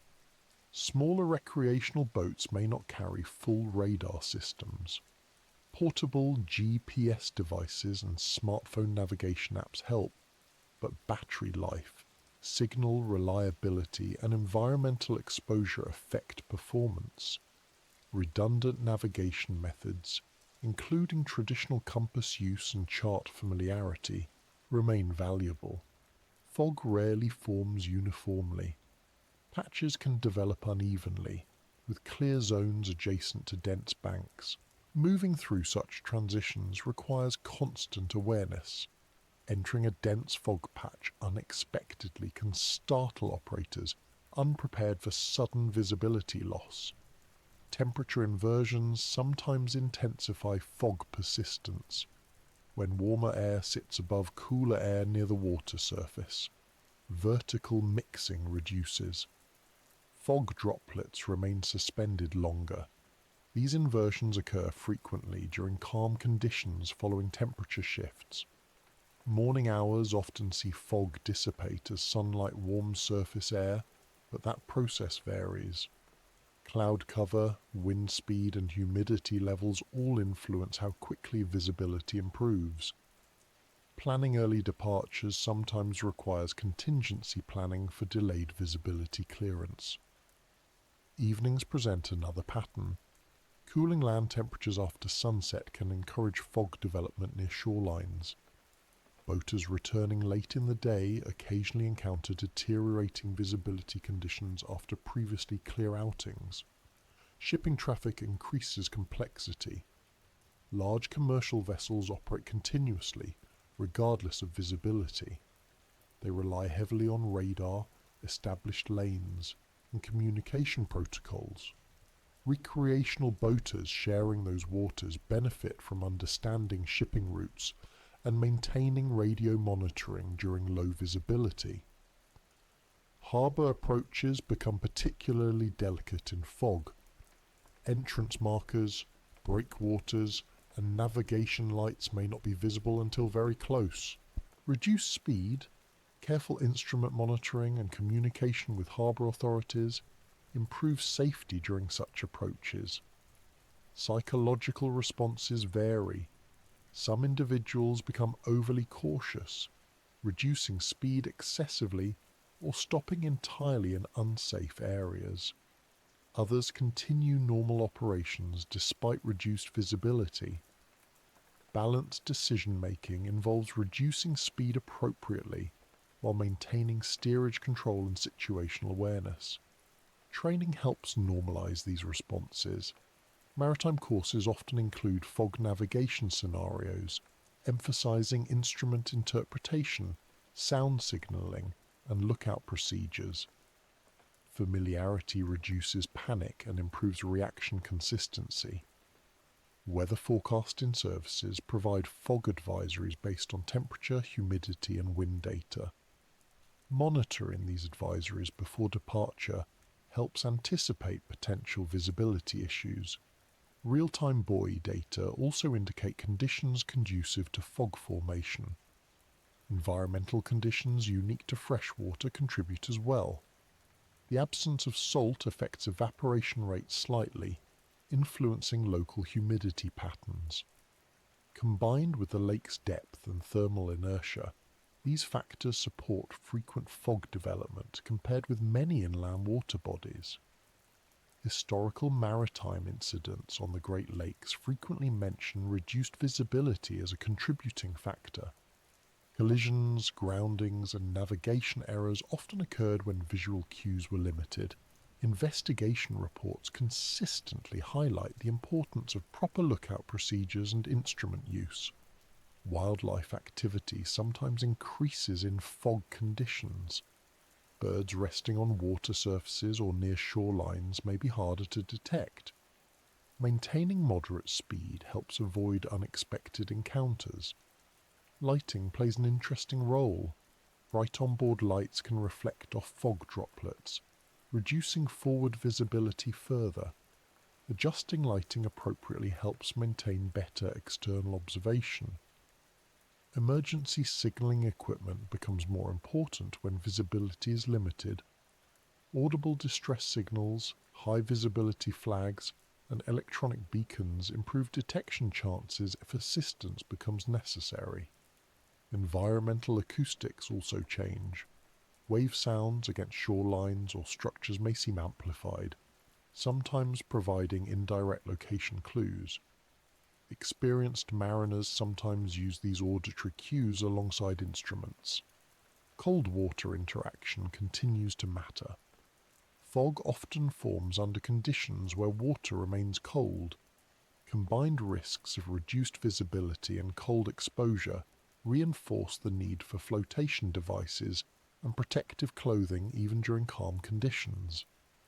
Technological innovation continues improving fog navigation safety. Enhanced radar resolution, digital chart integration, and predictive weather modelling contribute to better situational awareness. Adoption among recreational users is gradually increasing. Community knowledge sharing helps as well. Local sailing clubs, marina operators, and experienced fishermen often exchange information about typical fog patterns in specific areas. These informal networks complement official forecasts.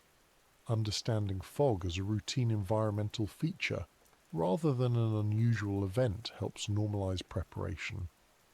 Carrying appropriate equipment, monitoring forecasts, and maintaining conservative operating practices reduce risk significantly.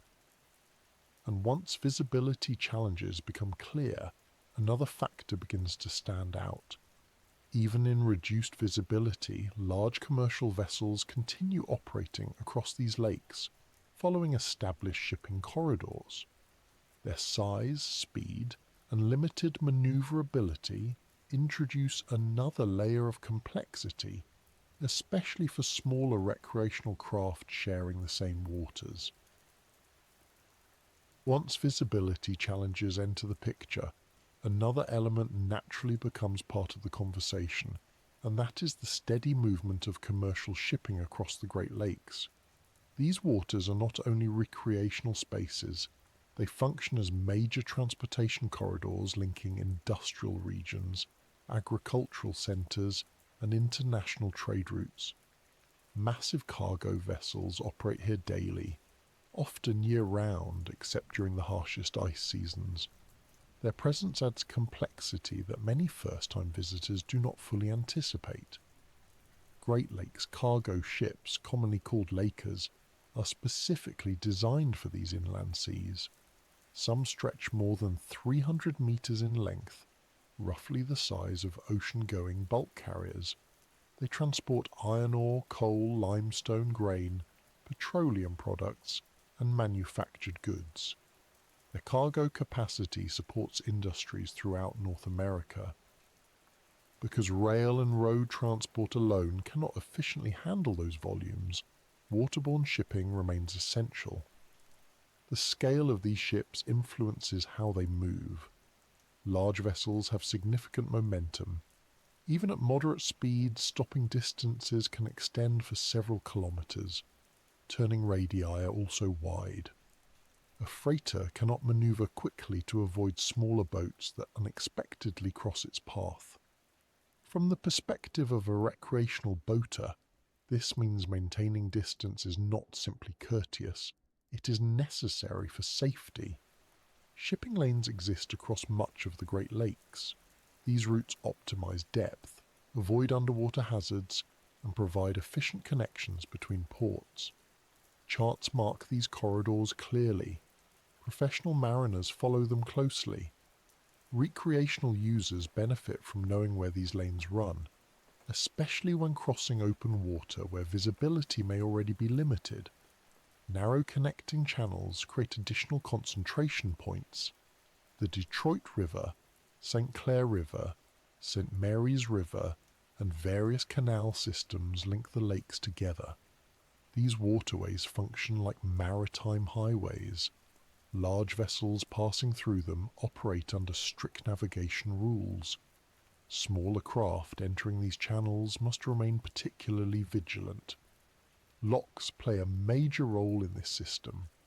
The Soo locks, for example, allow ships to bypass elevation differences between Lake Superior and the lower lakes. Watching a large freighter pass through a lock highlights how integrated these lakes are as a commercial network. During lock approaches, vessel manoeuvrability is reduced further, and surrounding traffic coordination becomes essential. Visibility conditions amplify shipping complexity. In fog, heavy rain, or nighttime operations, large ships rely on radar, electronic identification systems, and communication protocols. Smaller vessels without equivalent equipment can be harder for ship crews to detect.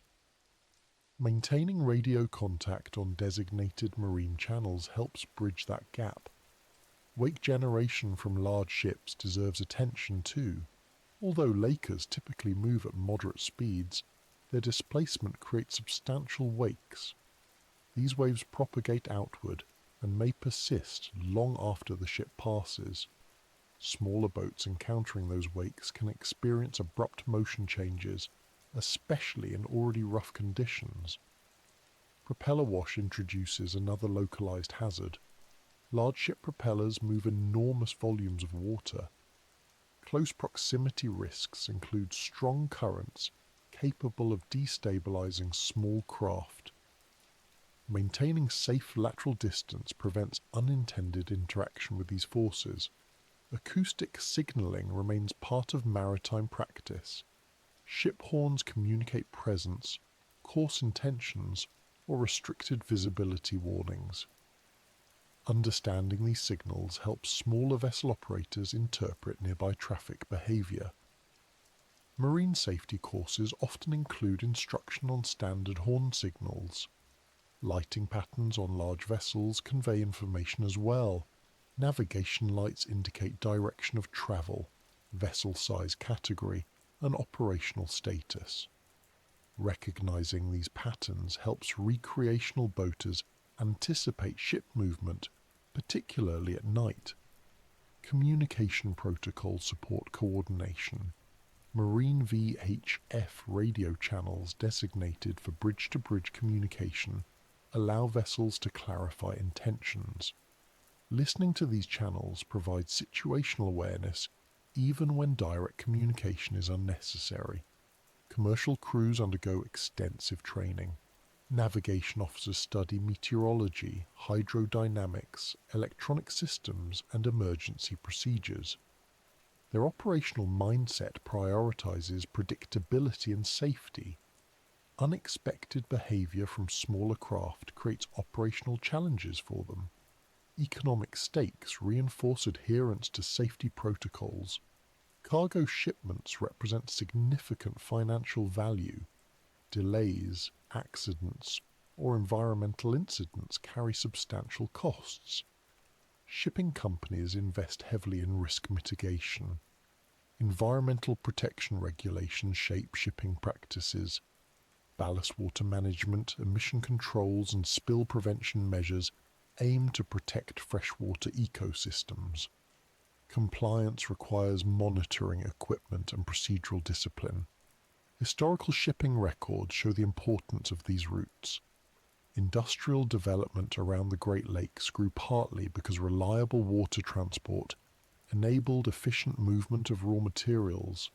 Ports such as Duluth, Chicago, Detroit, Cleveland, and Toronto developed into major economic centers. Recreational boating growth has paralleled urban expansion. More people access these waters for leisure. Shared usage increases the need for awareness between commercial and recreational operators.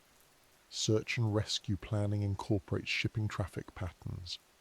Large vessels sometimes assist in rescue operations when nearby. International maritime tradition emphasizes mutual assistance at sea, and that extends to these lakes. Technological evolution continues shaping shipping.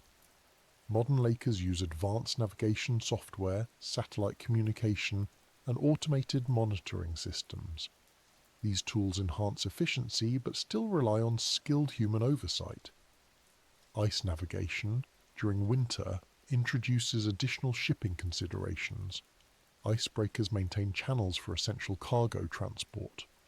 Coordination between icebreakers and cargo ships ensures safe passage through partially frozen waters. Public awareness campaigns often highlight safe crossing practices. Recreational boaters are encouraged to cross shipping lanes at right angles, minimize time spent within lanes, and avoid unpredictable maneuvers. Environmental conditions sometimes require shipping adjustments. Severe storms, heavy fog, or ice accumulation may prompt route changes or temporary port holds. Commercial scheduling includes contingency planning for such events. International cooperation remains central. The United States and Canada jointly regulate many aspects of Great Lakes shipping.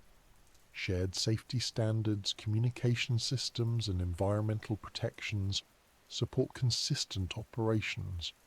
From a broader perspective, these shipping corridors transform the lakes into functioning maritime highways. The term freshwater highway reflects both economic importance and operational complexity. Understanding the presence of large vessels reinforces a wider theme. These lakes combine recreational accessibility with industrial-scale maritime activity. That combination requires awareness, preparation, and respect from all water users. And once the reality of shared waterways becomes clear, attention naturally shifts toward water movement itself closer to shore. Even without ships, wind and wave interactions can create powerful currents, especially near beaches, piers, and breakwaters. Those currents introduce another set of risks that are often underestimated because they are less visible than waves or vessels. Once the presence of commercial shipping becomes part of the picture, it is easy to assume the greatest hazards lie far offshore. Yet some of the most dangerous water movement on the Great Lakes actually occurs very close to shore. This often surprises visitors because beaches and nearshore areas tend to feel safer. People expect gradual depth changes, manageable waves, and easy access back to land. In reality, certain shoreline conditions create strong currents capable of pulling swimmers or small craft away from safety faster than most expect. Rip currents are one of the primary examples. Although often associated with ocean beaches, they occur on large lakes as well. When waves break along a shoreline, water piles up near the beach. That water must return to the open lake somehow. If the shoreline is uniform, the return flow spreads out gently. But when variations exist, such as sandbars, channels, or man-made structures, water funnels into concentrated streams moving away from shore. Those concentrated flows form rip currents. Unlike waves, rip currents are not always visually dramatic. They may appear as darker patches of water, areas with fewer breaking waves, or regions where floating debris moves steadily offshore. Without training, swimmers often interpret these calmer-looking zones as safer entry points. That misinterpretation contributes to many incidents. Rip current speed varies. Some move slowly enough for strong swimmers to manage. Others accelerate significantly, especially during storms or strong onshore winds. Even experienced swimmers may struggle against a fast-moving rip current because the instinctive reaction is to swim directly back toward shore. Swimming against the current quickly leads to exhaustion. Education emphasizes a different response, floating to conserve energy, signaling for help, and swimming parallel to shore rather than directly against the current usually provides safer outcomes. Once outside the narrow current channel, returning to shore becomes easier. Structural currents represent a related but distinct hazard. Human-built features such as piers, breakwaters, jetties, and harbour entrances alter natural water flow. Waves striking these structures reflect and redirect energy. Water may accelerate around edges or through gaps, creating strong localized currents. These currents can pull swimmers toward structures where waves increase impact risk. Boat operators must also account for structural currents. Approaching harbours during strong wave conditions sometimes involves navigating cross currents near breakwaters. Smaller craft may experience sudden lateral movement if operators underestimate these forces. Seasonal water level changes influence current strength. Higher water levels sometimes reduce sandbar prominence, altering rip current formation patterns. Lower levels expose additional underwater features that channel returning water differently. Regularly updated local information helps track these shifts. Wind direction remains a dominant factor. Persistent onshore winds increase wave-breaking intensity, which in turn increases the volume of water needing offshore return. That amplification strengthens rip currents. Monitoring wind forecast provides early clues about potential current risk. Temperature gradients occasionally contribute indirectly. Cold water near shore combined with warmer air can influence local wind patterns, which then affect wave generation. While temperature alone does not create rip currents, it shapes the environmental context. Visibility conditions complicate detection. Fog, rain, or glare from sunlight on water reduce the ability to spot subtle current indicators.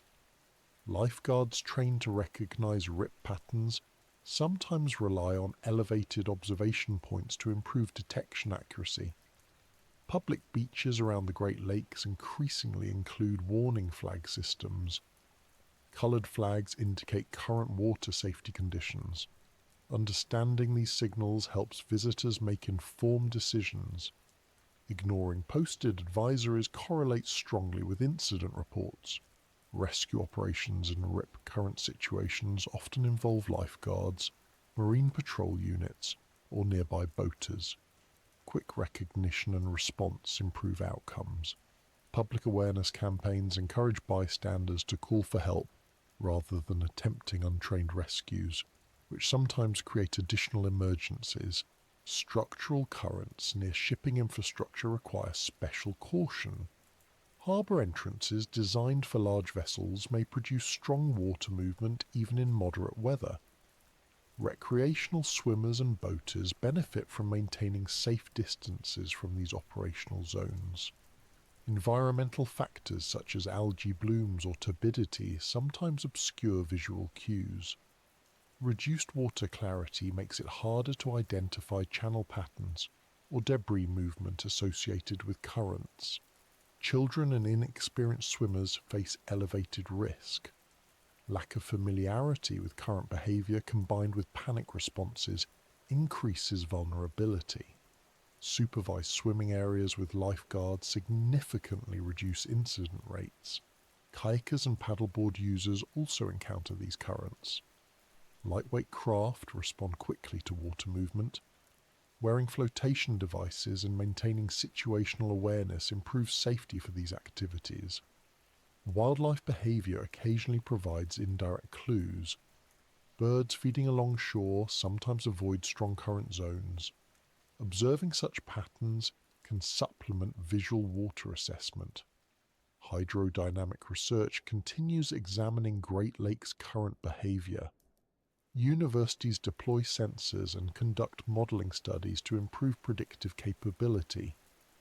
Findings inform beach management policies and public safety messaging. Climate variability may influence current patterns over time. Changes in storm frequency, wind regimes, and water levels alter shoreline dynamics. Long-term monitoring helps identify evolving risk zones. Local knowledge again proves valuable.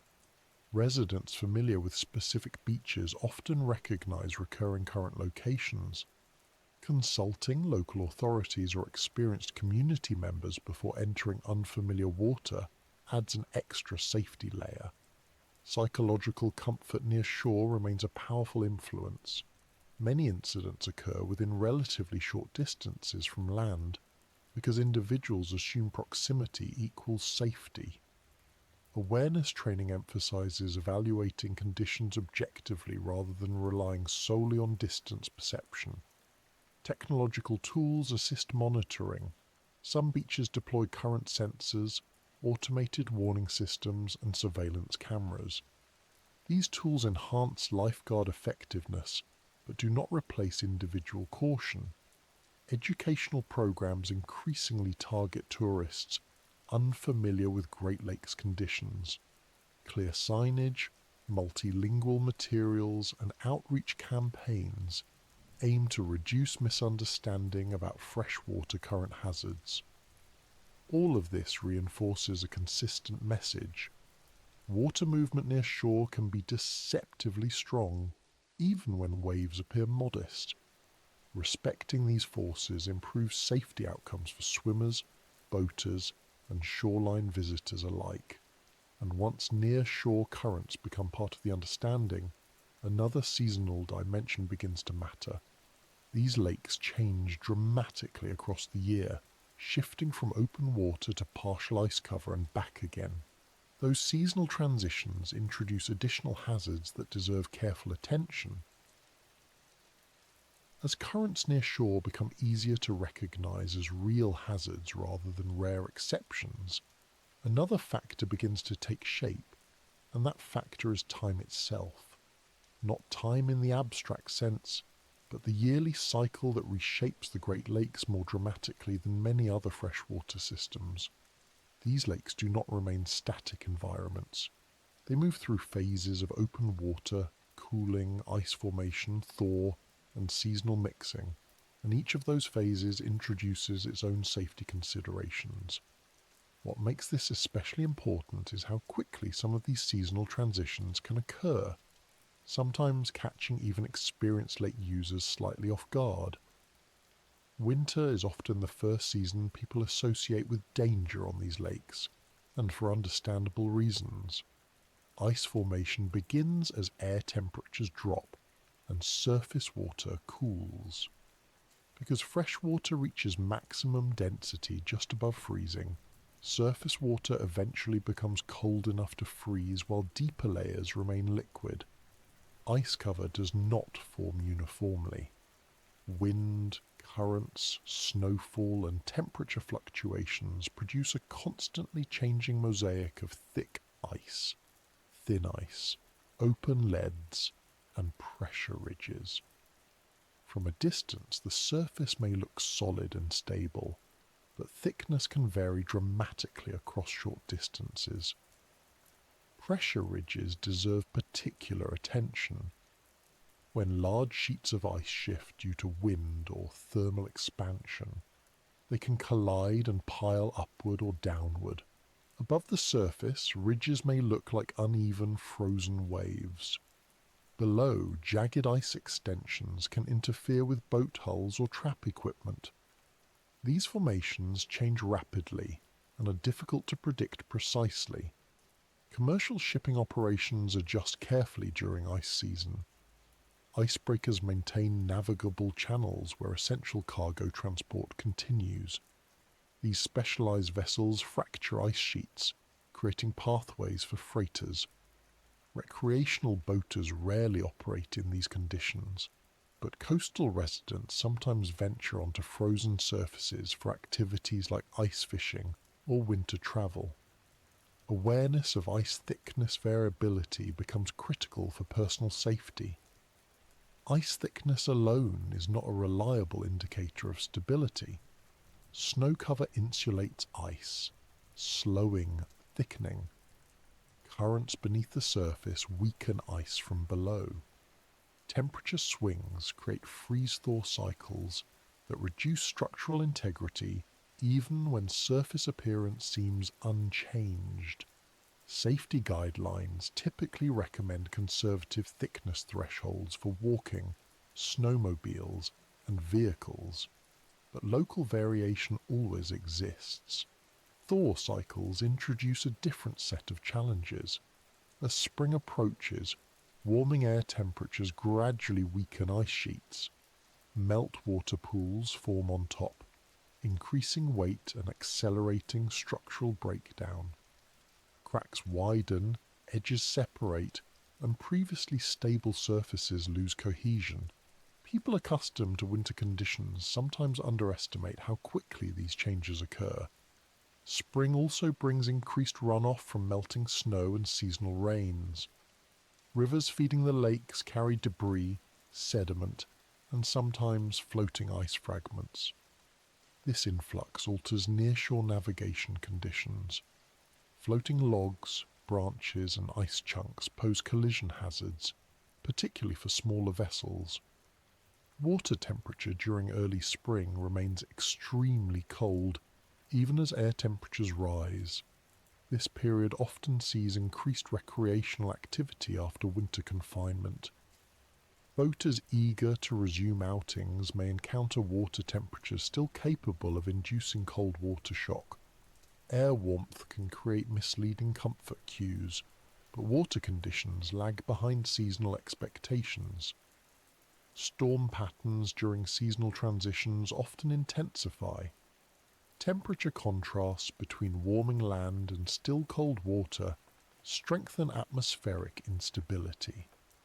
Rapid weather shifts become more common, sometimes producing strong winds capable of generating steep waves within short time frames.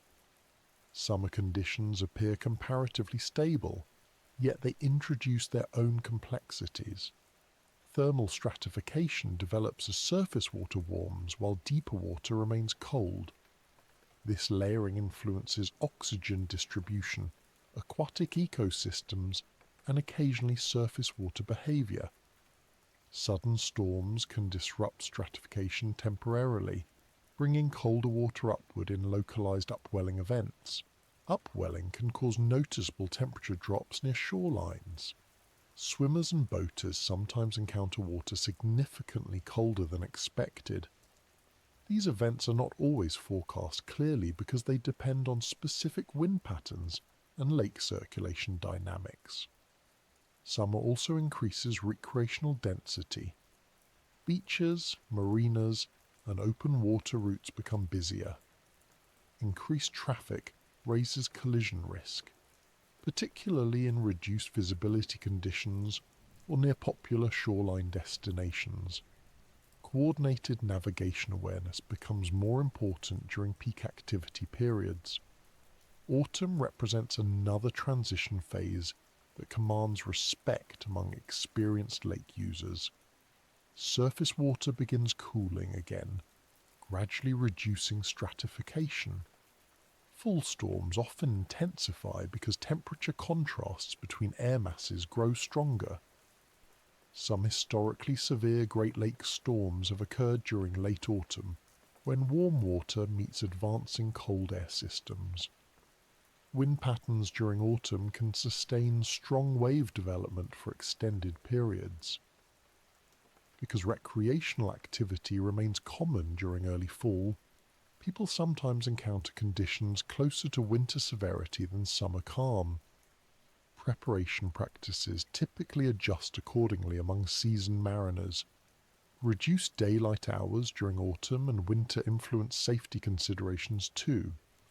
Navigation in darkness requires reliable lighting, instrumentation, and route familiarity. Cold temperatures combined with darkness increase fatigue risk for crews exposed to harsh conditions. Ecological changes accompany seasonal cycles as well. Fish migration patterns shift, influencing fishing activity locations. Algae blooms sometimes occur during warm periods, affecting water clarity and potentially altering shoreline conditions. While not always directly dangerous, these changes influence how people interact with the water. Infrastructure maintenance often follows seasonal rhythms. Some marinas close during winter, reducing available refuge points. Navigation aids such as buoys may be removed before ice formation and redeployed in spring. Awareness of which aids are operational at any given time helps avoid navigational confusion. Weather forecasting becomes especially important during transitional seasons. Monitoring marine-specific forecasts rather than general land forecasts improves accuracy because lake conditions differ from inland conditions. Many experienced boaters maintain multiple forecast sources for cross-verification. Climate variability is beginning to influence seasonal patterns. Some years experience reduced ice cover, while others see extensive freezing. Water level fluctuations also respond to precipitation trends and evaporation rates. These evolving conditions require continuous monitoring by scientific agencies and maritime authorities. Search and rescue planning adapts seasonally. Equipment readiness, response protocols, and training scenarios adjust based on expected conditions. Cold water rescue training intensifies before spring boating seasons, while ice rescue readiness increases during winter months. Educational outreach often follows these seasonal shifts. Public safety campaigns emphasize cold water awareness in spring, storm preparedness in autumn, and ice safety in winter. Coordinated messaging helps reinforce awareness before risk peaks. Local communities surrounding the Great Lakes frequently maintain long-standing traditions tied to seasonal cycles. Ice fishing, seasonal shipping festivals, boating events, and environmental monitoring programs reflect the cultural importance of these waters. Cultural familiarity, however, does not eliminate physical risk. Technological monitoring continues improving seasonal understanding. Satellite imagery tracks ice cover changes. Buoy networks measure temperature profiles, wave conditions, and wind patterns. Data integration supports better forecasting and hazard communication. Environmental stewardship remains closely tied to seasonal awareness. Pollution runoff, shoreline erosion, and habitat protection efforts depend on understanding seasonal water movement patterns. These environmental efforts indirectly support human safety by maintaining navigable and predictable conditions. Psychological adaptation to seasonal change varies. Residents often develop intuitive awareness over years of observation. Visitors may lack that familiarity, making education and signage particularly important in tourist areas. Transportation logistics adjust seasonally as well. Commercial shipping schedules align with ice conditions. Ferry operations adapt routes and timing. Recreational charter services modify offerings based on expected weather stability. Medical preparedness factors into seasonal planning.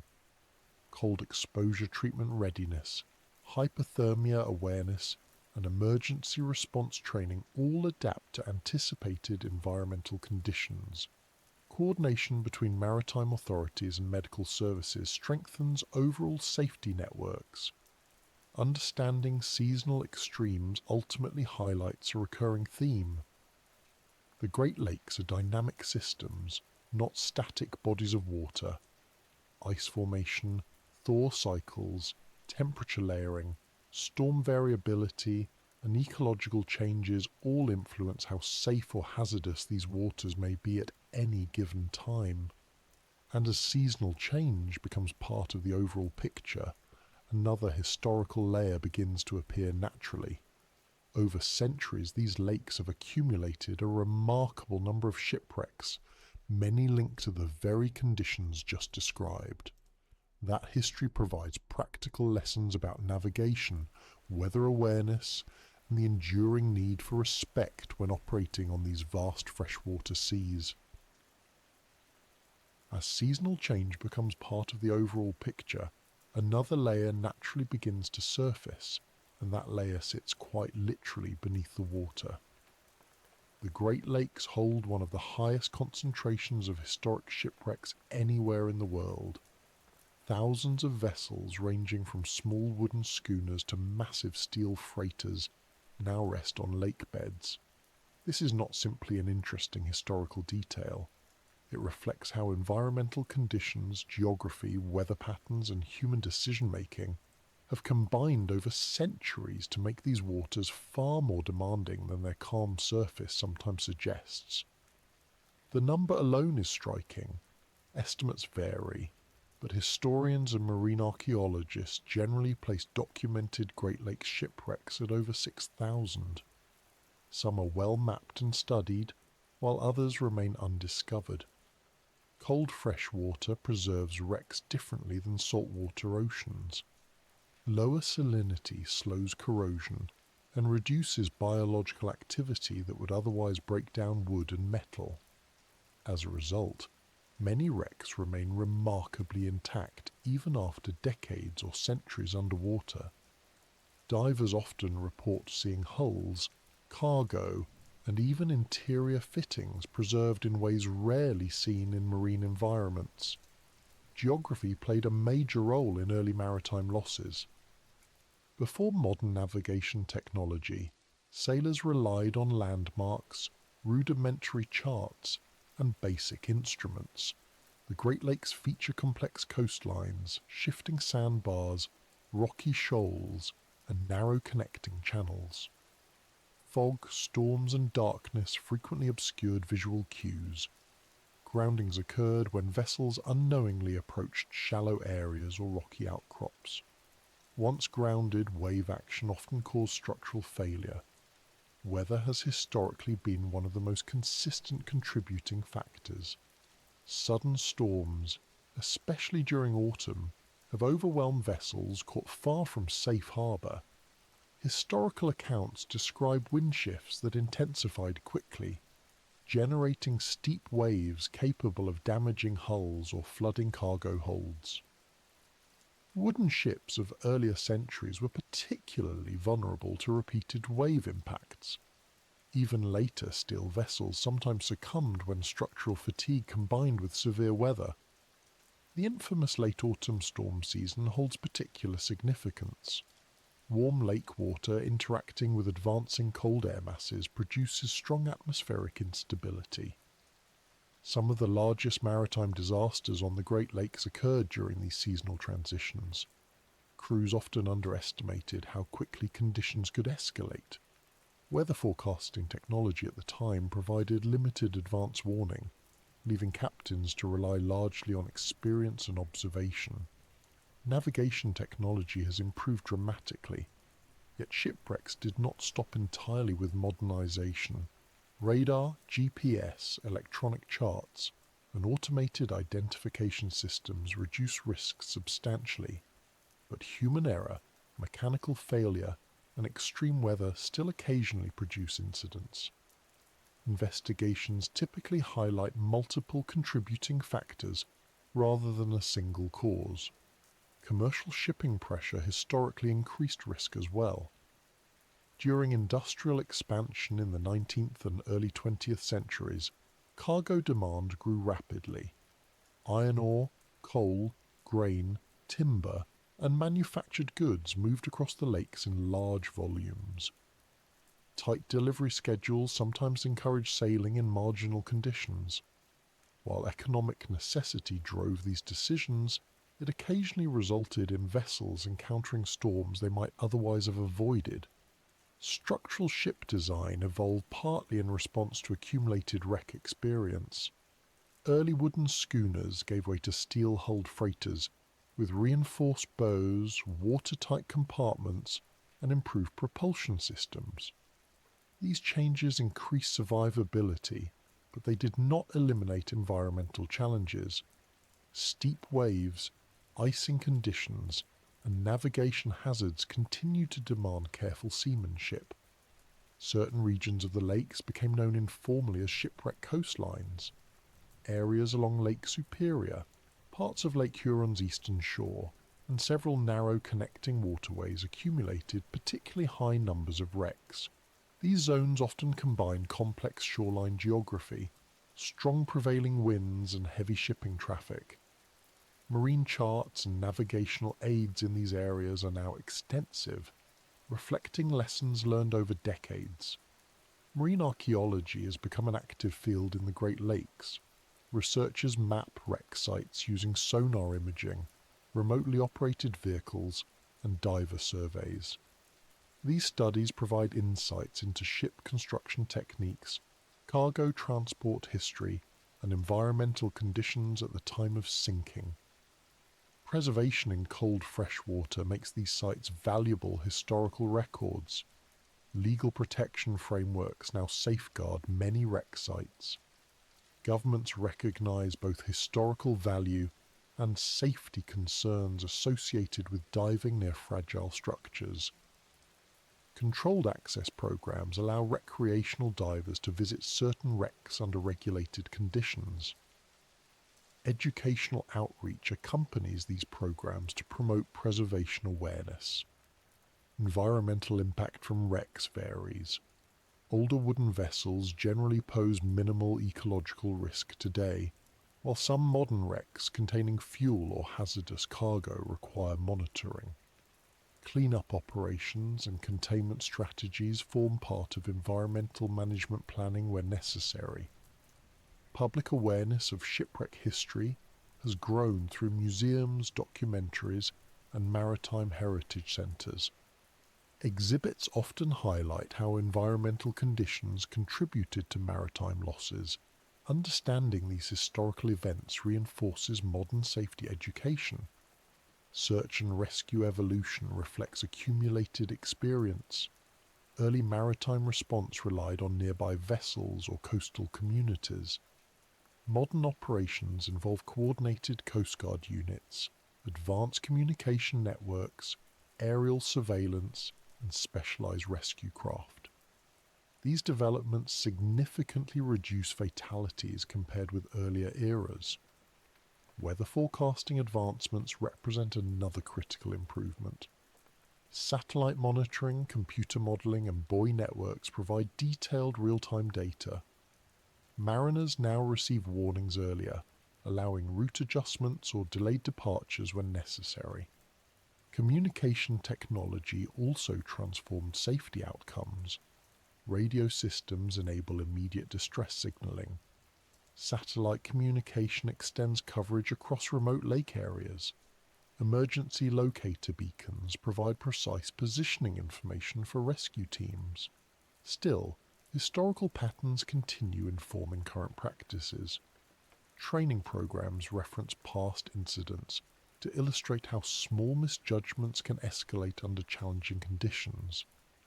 Lessons from wreck investigations feed into updated navigation protocols and vessel design improvements.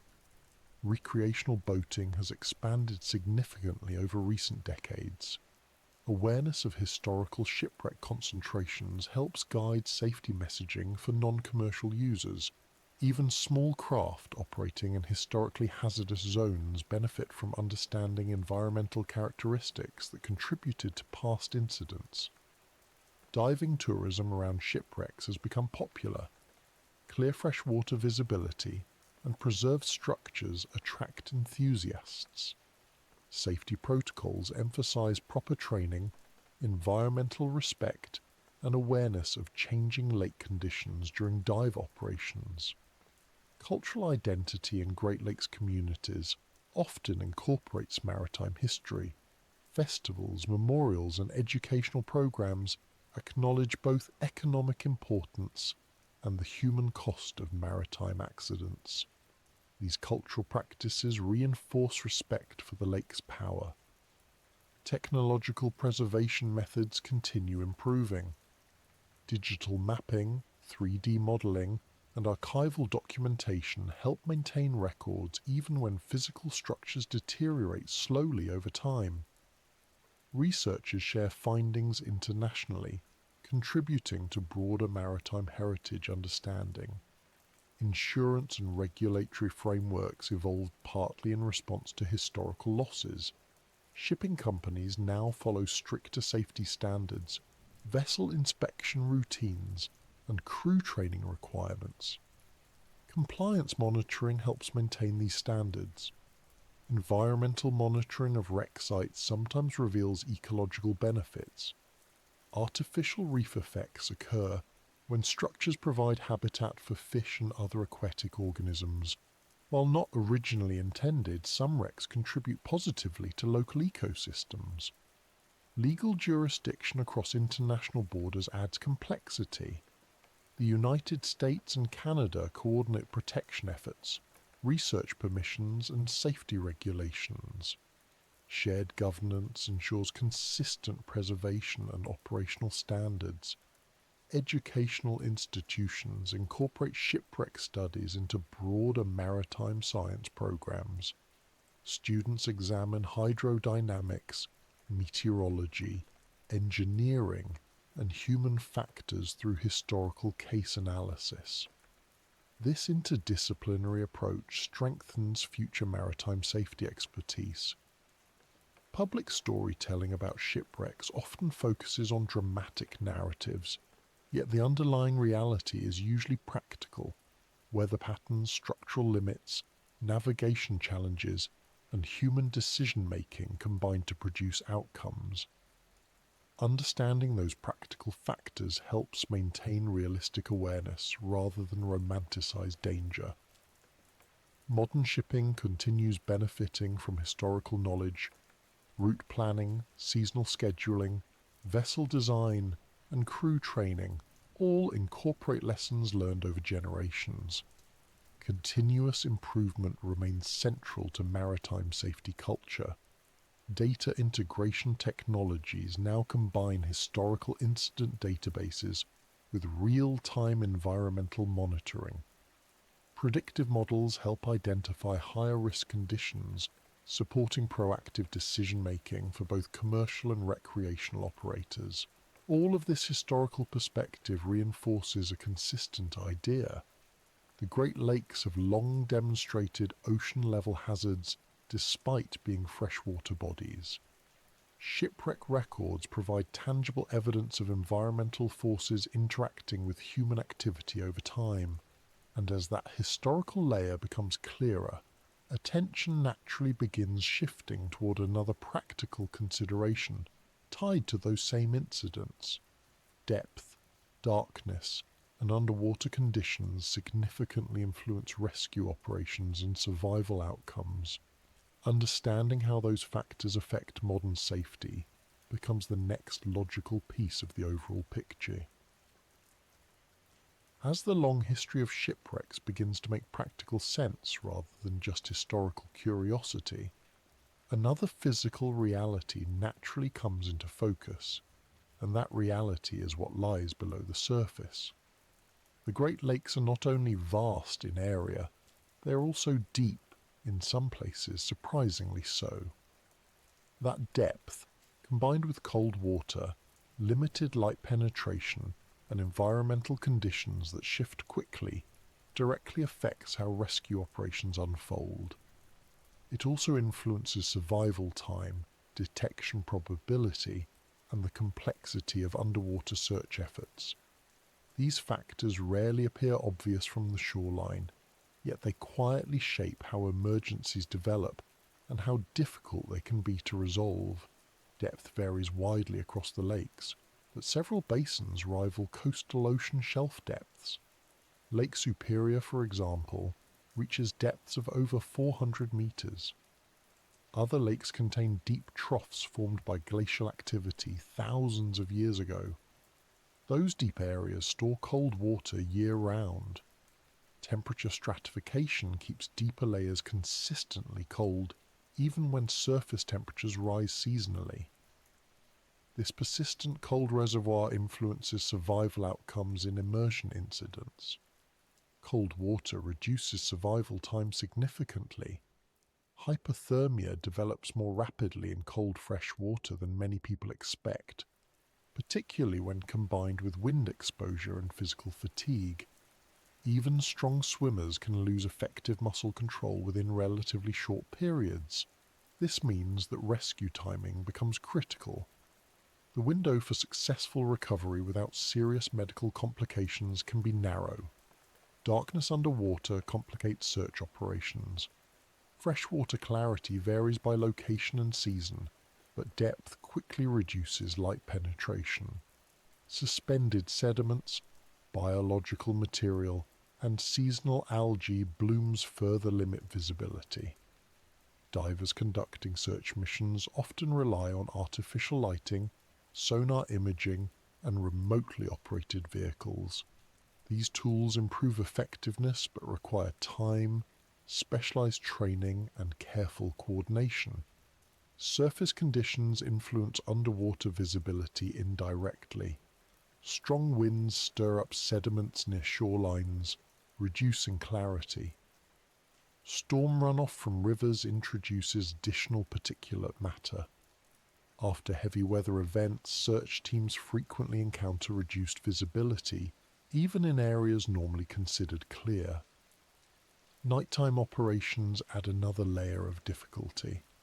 Darkness above the surface affects aerial search coordination, visual spotting, and navigation. Rescue teams use infrared imaging, radar, and high-intensity lighting to compensate, but those technologies have practical limits, especially in rough weather.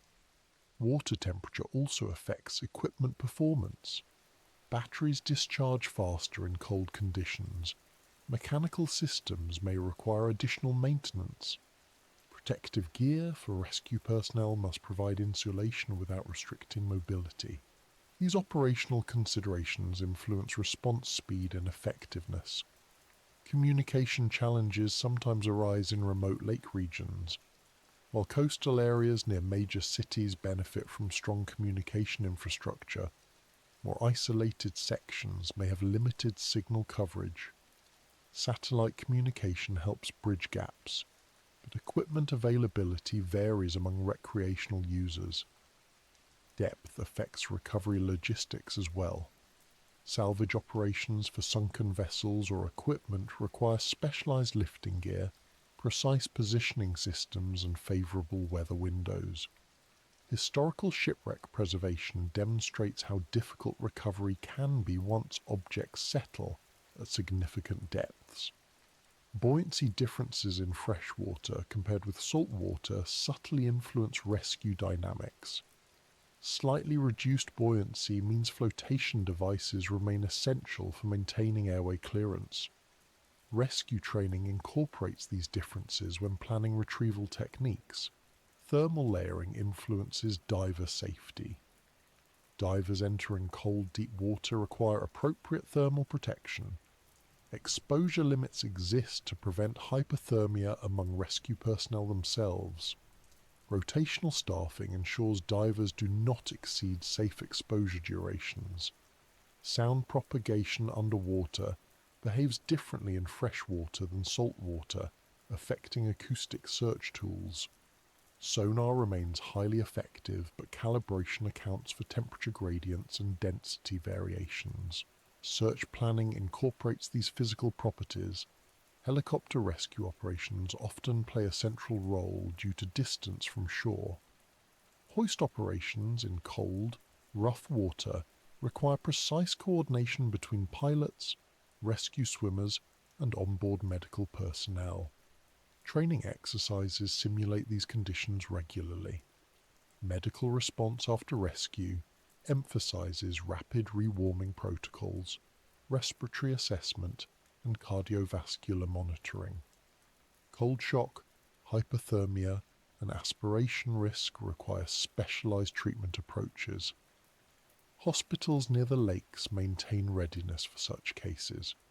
Human factors remain significant. Panic responses during immersion reduce energy efficiency and accelerate heat loss. Training programs encourage controlled breathing, flotation posture maintenance, and signaling techniques to extend survival time. Environmental noise complicates detection. Wind, waves, and precipitation reduce auditory cues. Visual spotting becomes difficult when water surfaces are disturbed. Coordinated multi-platform searches combining aerial, surface, and underwater assets improve detection probability. Technology continues evolving. Autonomous underwater vehicles, enhanced sonar imaging, and improved thermal detection systems expand search capabilities. Adoption across rescue organizations varies based on funding and operational priorities. Historical incident analysis informs current rescue protocols. Lessons from past operations guide improvements in communication procedures, equipment standards, and training curricula. Continuous evaluation supports incremental safety gains. Public education contributes indirectly to rescue success. Awareness campaigns emphasizing flotation device use, trip planning, and emergency signaling reduce incident severity. Preventive measures often determine whether rescue becomes necessary at all. Environmental stewardship intersects with rescue logistics. Maintaining navigational aids, monitoring pollution levels, and managing shoreline development supports safer operating conditions overall. Collaborative efforts between environmental agencies and maritime authorities strengthen these outcomes. Seasonal preparedness remains important. Ice rescue training intensifies during winter months. Cold water immersion awareness campaigns peak in spring. Storm preparedness messaging increases in autumn. Aligning education with seasonal risk patterns enhances effectiveness. Community involvement plays a supportive role. Volunteer organizations, local boaters, and shoreline residents sometimes assist in initial response before professional teams arrive. Training outreach helps ensure such assistance enhances rather than complicates rescue efforts. Insurance and regulatory frameworks encourage adherence to safety standards. Vessel inspections, mandatory equipment requirements, and operator certification programs reduce incident likelihood. Compliance monitoring supports consistent safety culture. Research institutions continue studying cold water survival, underwater visibility dynamics, and rescue technology effectiveness. Findings inform policy updates, equipment design improvements, and training modifications. International cooperation between bordering countries supports coordinated response capability. Shared waters require compatible communication systems, joint exercises, and standardized protocols. These collaborative efforts improve cross-border rescue efficiency. All of these considerations reinforce a consistent point. Depth and darkness do not merely add physical complexity. They shape survival timelines, influence rescue logistics, and demand specialized preparation from both professionals and recreational water users. And once the operational challenges of depth become clearer, another human-centered factor begins to stand out. Familiar landscapes sometimes encourage overconfidence. People who live near these lakes often feel comfortable around them, and that comfort, while understandable, can occasionally reduce perceived risk. Understanding how familiarity influences behaviour becomes the next piece of the broader picture. As the physical realities of depth, cold water and rescue difficulty begin to settle into a clearer picture, attention naturally shifts towards something less visible, but just as influential. That factor is human perception. Not the water itself, not the weather, not geography, but how people think about the environment around them. Familiar landscapes tend to lower psychological defences. When something feels known, routine, or part of everyday life, the instinct to prepare carefully often softens. Around the Great Lakes, this dynamic appears frequently because millions of people live near these waters, visit them regularly, and associate them with recreation, relaxation, and normal daily experience rather than maritime risk. Familiarity has many benefits. Local knowledge improves navigation awareness, seasonal understanding, and environmental respect. However, familiarity can also produce subtle overconfidence. This usually does not appear as deliberate risk-taking. It shows up in small choices. Skipping a second weather check, leaving flotation devices stowed rather than worn, assuming a short trip offshore will remain manageable because it usually does. Each individual decision seems minor, but together they can reduce safety margins. Psychologists sometimes refer to this pattern as normalization of risk. When people repeatedly encounter a potentially hazardous situation without negative outcomes, the perceived risk declines. A boater who has crossed a particular stretch of lake dozens of times without incident may gradually treat it as routine, even though conditions could change dramatically on any given day. The environment has not become safer, but perception has shifted. Residential proximity contributes to this effect. People who grow up near the Great Lakes often integrate the water into their identity. Beaches, harbours, and shoreline parks become part of daily scenery. That closeness fosters comfort, yet it can also reduce the sense of caution visitors might naturally maintain.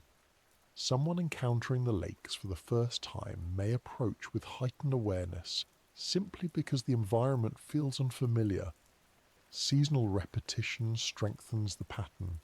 Summer boating, autumn fishing, winter ice recreation, and spring shoreline activities create yearly cycles of interaction. When each season passes without major incident, confidence grows. That confidence is understandable, but it sometimes masks the variability inherent in large freshwater systems. Weather perception illustrates this clearly. Residents may develop informal expectations about typical conditions based on past experience. While experiential knowledge can be valuable, weather patterns shift year to year. Climate variability introduces additional uncertainty. Relying solely on memory rather than current forecasts occasionally leads to underestimating emerging conditions. Technological familiarity contributes as well. Modern navigation apps, GPS devices, and weather alerts provide impressive support. Regular users grow comfortable with these tools, yet technology can fail. Batteries discharge, signals weaken, software glitches occur. Over-reliance without backup planning reduces resilience when unexpected problems arise. Recreational culture reinforces relaxed attitudes. Advertising imagery often presents lakes as tranquil vacation destinations. Calm water, sunsets, fishing boats, and shoreline cottages dominate public perception. These images are not inaccurate, but they rarely show storm conditions, cold water hazards, or complex navigation environments. Public perception becomes weighted toward calm scenarios. Social dynamics play a role too. When groups of friends or family share similar familiarity, collective confidence can increase. If everyone assumes conditions are safe, dissenting caution sometimes feels unnecessary. Group consensus occasionally overrides individual hesitation, especially during recreational outings where relaxation is the goal. Experience level creates an interesting contrast. Professional mariners operating on the Great Lakes often display heightened caution precisely because of their experience. They have encountered storms, visibility loss, mechanical issues, and seasonal extremes. That experience reinforces respect. Recreational users with moderate experience but fewer extreme encounters may feel confident without having faced the full range of conditions. Historical awareness influences perception as well. People familiar with shipwreck history, rescue operations, or documented incidents often maintain greater caution. Educational outreach, highlighting past events, helps align perception with environmental reality without creating unnecessary fear. Economic dependence on the lakes shapes attitudes too.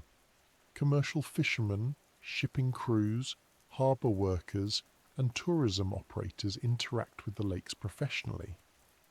Their livelihood depends on safe operation. Training, regulation, and experience foster structured safety practices. Casual users sometimes lack equivalent structured preparation. Physical proximity to shorelines can produce a false sense of accessibility. Seeing land, buildings, or familiar landmarks creates comfort. Yet distance perception over water is often misleading. A shoreline that looks close may require substantial travel time to reach, particularly in rough conditions or limited visibility. Cold water awareness again intersects with perception. Many residents intellectually know the lakes remain cold much of the year, yet air temperature strongly influences comfort expectations. Warm summer days encourage lighter clothing and relaxed preparation, even though water temperatures may remain low enough to pose risk. Emergency preparedness behaviours reflect perception shifts. Carrying safety equipment differs from actively preparing to use it. Life jackets stored under seats provide less protection than those worn. Emergency radios turned off save battery life but reduce readiness. Small adjustments in perception influence these decisions. Education campaigns increasingly address this psychological dimension. Messaging emphasizes consistent preparation regardless of familiarity. Safety checklists, flotation device promotion, and weather awareness reminders aim to counter normalization of risk. Community leadership helps reinforce safe habits. Sailing clubs, marina operators, and experienced boaters often model cautious practices publicly. Observing respected community members prioritize safety encourages broader adoption. Incident investigations frequently identify perception factors. Reports often note that conditions appeared manageable initially, leading to delayed precautionary action. Understanding these patterns informs updated training recommendations. Technological data analysis contributes insights.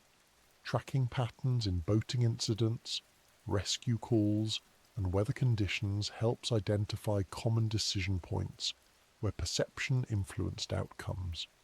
This evidence-based approach supports targeted education. Cultural storytelling also shapes attitudes. Stories emphasizing safe return, preparedness, and respect for conditions help balance narratives that focus solely on recreation. Maritime heritage centers increasingly incorporate safety education into historical exhibits.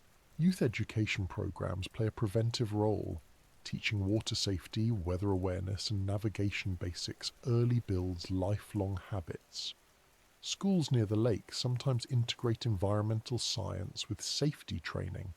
Insurance incentives occasionally encourage safer behavior.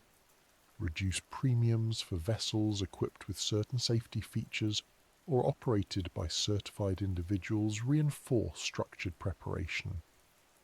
Technological innovation continues improving accessibility to information. Real-time buoy data, satellite weather imagery, and automated alerts provide valuable awareness tools. Ensuring users interpret this information correctly remains important. Climate change discussions add another perception layer. As environmental patterns shift, past experience becomes a less reliable predictor of future conditions. Maintaining adaptability in safety practices becomes increasingly relevant. Environmental stewardship and safety awareness often intersect. Individuals engaged in shoreline conservation, water quality monitoring, or ecological education tend to develop deeper appreciation for environmental dynamics, including safety implications. Ultimately, familiarity is not inherently negative. It builds connection, appreciation, and local expertise. The key lies in balancing comfort with continuous awareness that large freshwater systems remain dynamic and sometimes unpredictable. And once the influence of human perception becomes clearer, another practical factor naturally follows. Distance and communication limitations can affect how quickly assistance arrives when something goes wrong. Understanding isolation factors, both geographic and technological, adds another dimension to how safety is managed on these expansive inland waters. Once familiarity and perception settle into place as part of the overall picture, another practical reality naturally becomes more noticeable, and that reality involves isolation. Even though the Great Lakes are surrounded by cities, towns, ports, and recreational areas, large portions of these waters remain surprisingly remote once you move away from shore. Distance, communication reliability, weather interference, and logistical constraints all shape how quickly assistance can arrive if something goes wrong. Isolation does not always mean being alone visually. It often means being far enough from immediate support that response timing becomes a significant factor. Distance is the most straightforward part. The Great Lakes cover enormous surface areas. Travelling several kilometres offshore can happen quickly, especially with modern recreational boats capable of moderate speeds. Yet returning the same distance under deteriorating weather conditions may take considerably longer. Mechanical issues, fuel limitations, or sudden storms can turn what seemed like a short outing into an extended exposure situation. Response times depend heavily on location. Near major ports such as Chicago, Toronto, Cleveland, or Duluth, Coast Guard stations, Marine Police units, and harbour patrols maintain active readiness. These units can often respond quickly. In more remote northern sections, particularly along parts of Lake Superior or northern Lake Huron, response distances increase. Helicopters, rescue vessels, and coordination teams may need additional time to reach a distressed vessel. Weather complicates response logistics further. Strong winds, fog, lightning, heavy precipitation, or winter ice conditions all influence how safely rescue teams can operate. Helicopter hoists require stable wind conditions. Surface vessels must navigate the same rough water as those needing assistance. Safety of rescue personnel remains a priority, which occasionally affects response timing. Communication reliability varies across the lakes. Marine VHF radio remains a primary emergency communication method. Coverage is generally good near populated shorelines, but can weaken farther offshore or near complex terrain features. Portable radios help, but antenna height, battery condition, and environmental interference influence performance. Cellular coverage provides another communication layer, but signal strength diminishes offshore.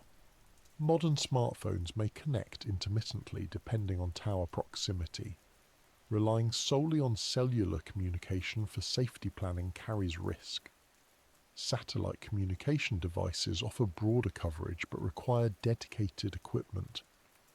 Emergency locator beacons have become increasingly common among experienced boaters, These devices transmit distress signals via satellite networks, providing location data to rescue coordination centres. Their effectiveness depends on proper registration, battery maintenance, and correct activation procedures. Isolation also affects decision-making before emergencies occur. Knowing that assistance may take time encourages more conservative planning. Checking weather forecasts carefully, informing others of travel plans, carrying redundant navigation tools, and maintaining safety equipment readiness all reduce vulnerability. Fuel planning illustrates this principle clearly. On smaller lakes, refueling points are usually nearby. On the Great Lakes, distances between marinas can be substantial. Running low on fuel far from shore creates avoidable risk. Conservative fuel reserves form part of prudent trip preparation. Mechanical reliability becomes more critical in isolated areas. Regular maintenance, spare parts availability, and basic repair knowledge help prevent minor issues from escalating. Commercial operators typically follow strict maintenance schedules. Recreational users benefit from similar attention to vessel condition. Environmental exposure increases with distance from shelter. Sun exposure, wind chill, and precipitation affect crew endurance. Adequate clothing, hydration supplies, and protective gear help maintain physical readiness during extended outings. Navigation redundancy supports safety in isolation. Electronic chart plotters provide precision, but traditional charts, compasses, and visual navigation skills remain valuable backups. Equipment failure rarely announces itself in advance. Search patterns during rescue operations depend partly on last known position information.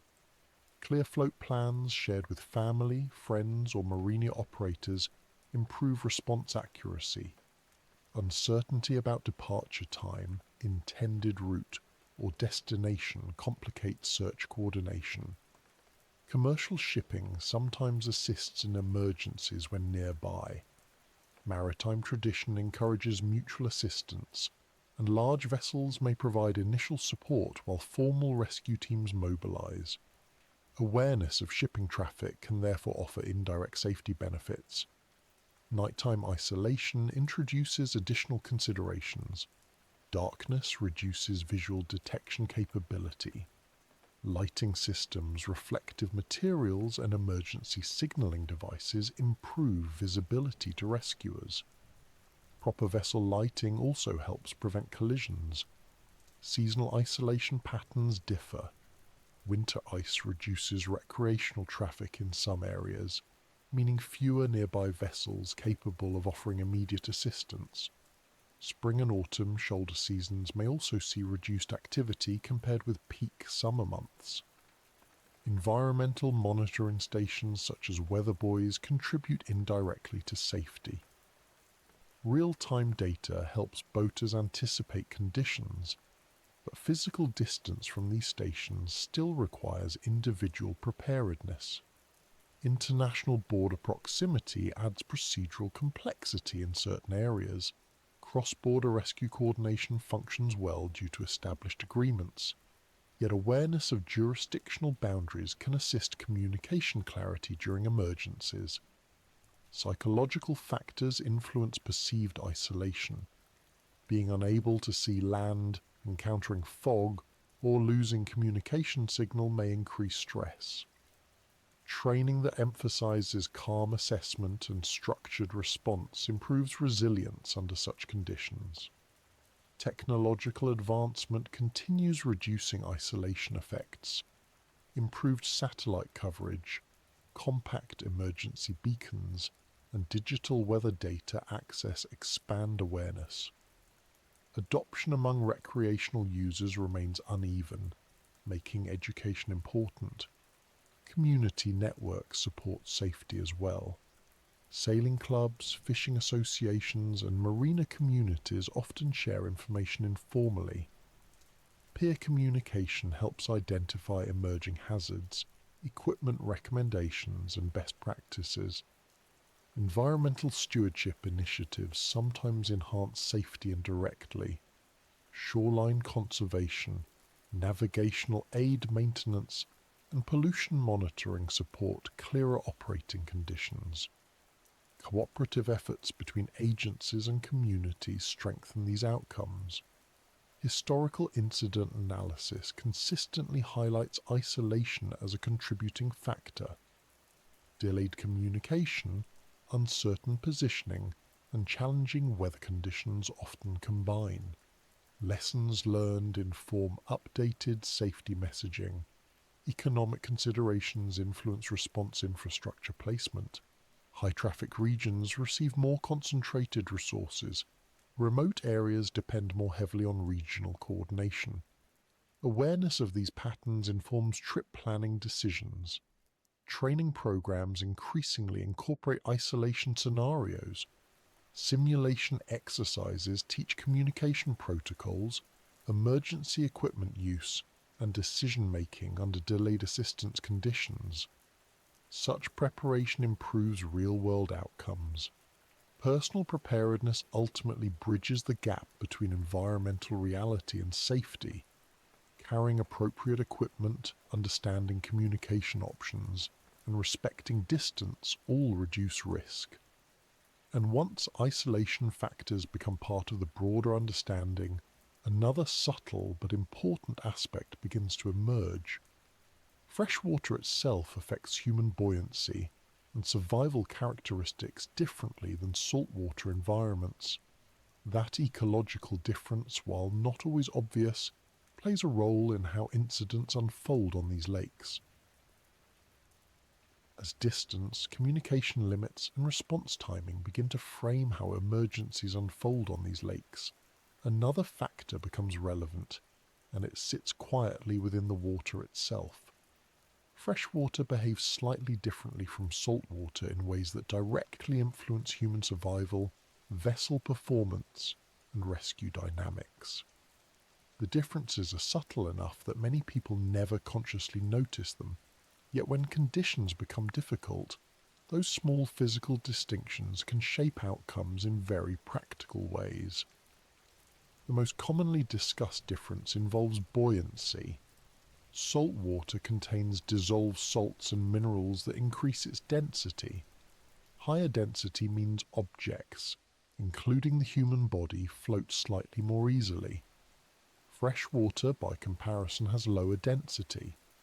The difference is not dramatic enough to be obvious during casual swimming, but in challenging conditions it becomes meaningful. A tired swimmer floating in salt water often finds maintaining airway position marginally easier than in fresh water. On the Great Lakes, that small reduction in buoyant support means flotation devices become even more important for energy conservation. Human body composition also interacts with buoyancy. Body fat provides natural flotation, while muscle tissue is denser. Individuals with lower body fat sometimes notice they sink slightly more easily, particularly in fresh water. Clothing and gear add further variables. Heavy clothing becomes waterlogged, reducing buoyancy and increasing drag. This is one reason safety training emphasizes appropriate flotation equipment, rather than relying on swimming ability alone. Cold fresh water amplifies buoyancy challenges. When the body experiences cold shock, breathing control decreases. Rapid breathing, muscle tension, and reduced coordination increase energy expenditure. Combined with slightly lower buoyant support, fatigue develops faster than many people expect. Life jackets compensate for both buoyancy loss and reduced muscle control, keeping the airway above water even when active swimming becomes difficult. Ecological conditions also influence water clarity, which affects survival and rescue dynamics. Freshwater lakes often experience seasonal algae blooms, sediment runoff, and biological activity that change visibility. Clear water improves detection of individuals in distress, while murky conditions reduce visual spotting range. Search teams adjust techniques accordingly, using sonar or aerial imaging when visual detection becomes unreliable. Temperature layering, mentioned earlier in the context of seasonal cycles, also affects survival. Freshwater stratification creates distinct thermal layers. Surface water may feel relatively comfortable while deeper water remains cold. Sudden immersion, especially during capsizing incidents, exposes individuals to deeper cold layers quickly. That temperature gradient influences both physiological response and survival time. Water chemistry differences between freshwater and saltwater influence skin response, hydration dynamics, and equipment corrosion. Freshwater does not cause the same salt-related dehydration effects on skin, but prolonged immersion still leads to heat loss and skin softening. Rescue personnel sometimes note that extended freshwater immersion produces distinct physiological stress patterns compared with ocean exposure. Aquatic vegetation adds another ecological dimension. Nearshore areas often contain submerged plants, reeds, or algae mats. These do not usually present severe hazards, but in low visibility or panic situations, entanglement risk exists. Kayakers, swimmers, and small craft operators benefit from awareness of vegetation zones when planning routes. Invasive species have altered Great Lakes ecology significantly over recent decades. Zebra mussels and quagga mussels, for example, filter water extensively, increasing clarity in some regions. Clearer water might appear beneficial for navigation and recreation, yet it also allows sunlight to penetrate deeper, changing plant growth patterns and ecosystem balance. These ecological shifts indirectly influence water conditions, including shoreline stability and habitat distribution. Fish populations influence human interaction patterns too. Commercial fishing, recreational angling, and ecological monitoring activities increase traffic in certain areas. Awareness of fishing zones helps reduce conflict between recreational boaters and professional operators. Waterborne microorganisms rarely present immediate survival threats in immersion scenarios, but they influence long-term water quality management. Monitoring programs track bacterial levels near beaches and harbours, ensuring public health safety for recreational users. Salinity absence affects corrosion patterns on vessels. Fresh water is generally less corrosive than salt water, which extends vessel lifespan. However, reduced corrosion does not eliminate structural stress from waves, ice, or temperature cycles. Maintenance remains essential for safety. Sound propagation differs slightly between freshwater and saltwater environments. Acoustic communication devices, sonar equipment, and underwater detection systems account for these differences during calibration. Rescue operations benefit from accurate acoustic modeling when locating submerged objects or individuals. Ice formation patterns reflect freshwater characteristics. Saltwater freezes at lower temperatures, while freshwater ice forms more readily under freezing conditions. This seasonal ice cover influences navigation, ecological cycles, and recreational activity patterns. Hydration considerations sometimes surprise individuals immersed in fresh water. While saltwater ingestion can worsen dehydration, freshwater immersion still carries risks if swallowed excessively, including electrolyte imbalance. Rescue training emphasizes preventing unnecessary ingestion and rapid medical evaluation after prolonged immersion. Water pressure dynamics at depth differ slightly because of density variations. Divers operating in freshwater environments adjust buoyancy control systems accordingly. Rescue divers working on the Great Lakes train specifically for these conditions. Thermal conductivity plays a major role in survival. Water conducts heat away from the body much faster than air. Freshwater's thermal properties ensure that even moderate temperatures can lead to significant heat loss during extended immersion. Protective clothing, flotation devices, and prompt rescue coordination mitigate this risk. Ecological monitoring programs provide valuable real-time data. Temperature sensors, water chemistry analysis, and biological surveys inform both environmental protection and public safety planning. These data streams support forecasting models that improve hazard prediction. Weather interaction with freshwater surfaces differs from saltwater interactions in subtle ways. Evaporation rates, humidity generation, and cloud formation processes respond to freshwater characteristics. These atmospheric interactions contribute to fog formation, storm development, and seasonal precipitation patterns. Public health agencies monitor harmful algal blooms carefully. Certain blooms produce toxins affecting humans and animals. Beach advisories sometimes result from these ecological events. While not directly related to buoyancy or immediate survival, awareness helps avoid secondary health risks. Freshwater ecosystems support diverse wildlife. Birds, fish, amphibians, and plant communities all interact with human activity. Responsible boating practices reduce environmental disturbance while maintaining safety. Sediment transport patterns influence shoreline stability. Wave action redistributes sand and silt, affecting beach conditions. Changes in sediment distribution sometimes alter current patterns, navigation hazards, or harbour accessibility. Nutrient cycles within freshwater systems affect biological productivity.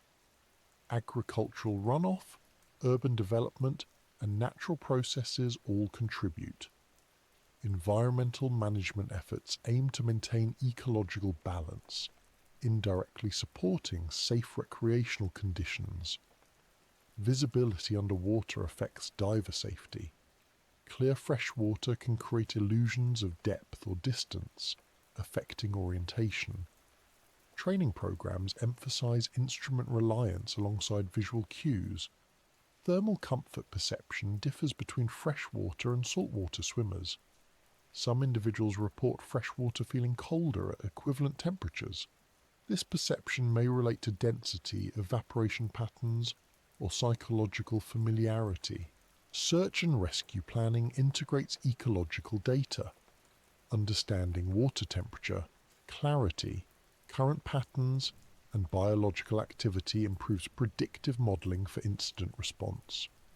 Climate variability continues influencing freshwater ecological conditions. Changing precipitation patterns, temperature trends, and invasive species dynamics all shape future water behaviour. Continuous monitoring supports adaptive safety strategies. Community education increasingly includes ecological awareness. Understanding how environmental factors influence safety encourages responsible lake use.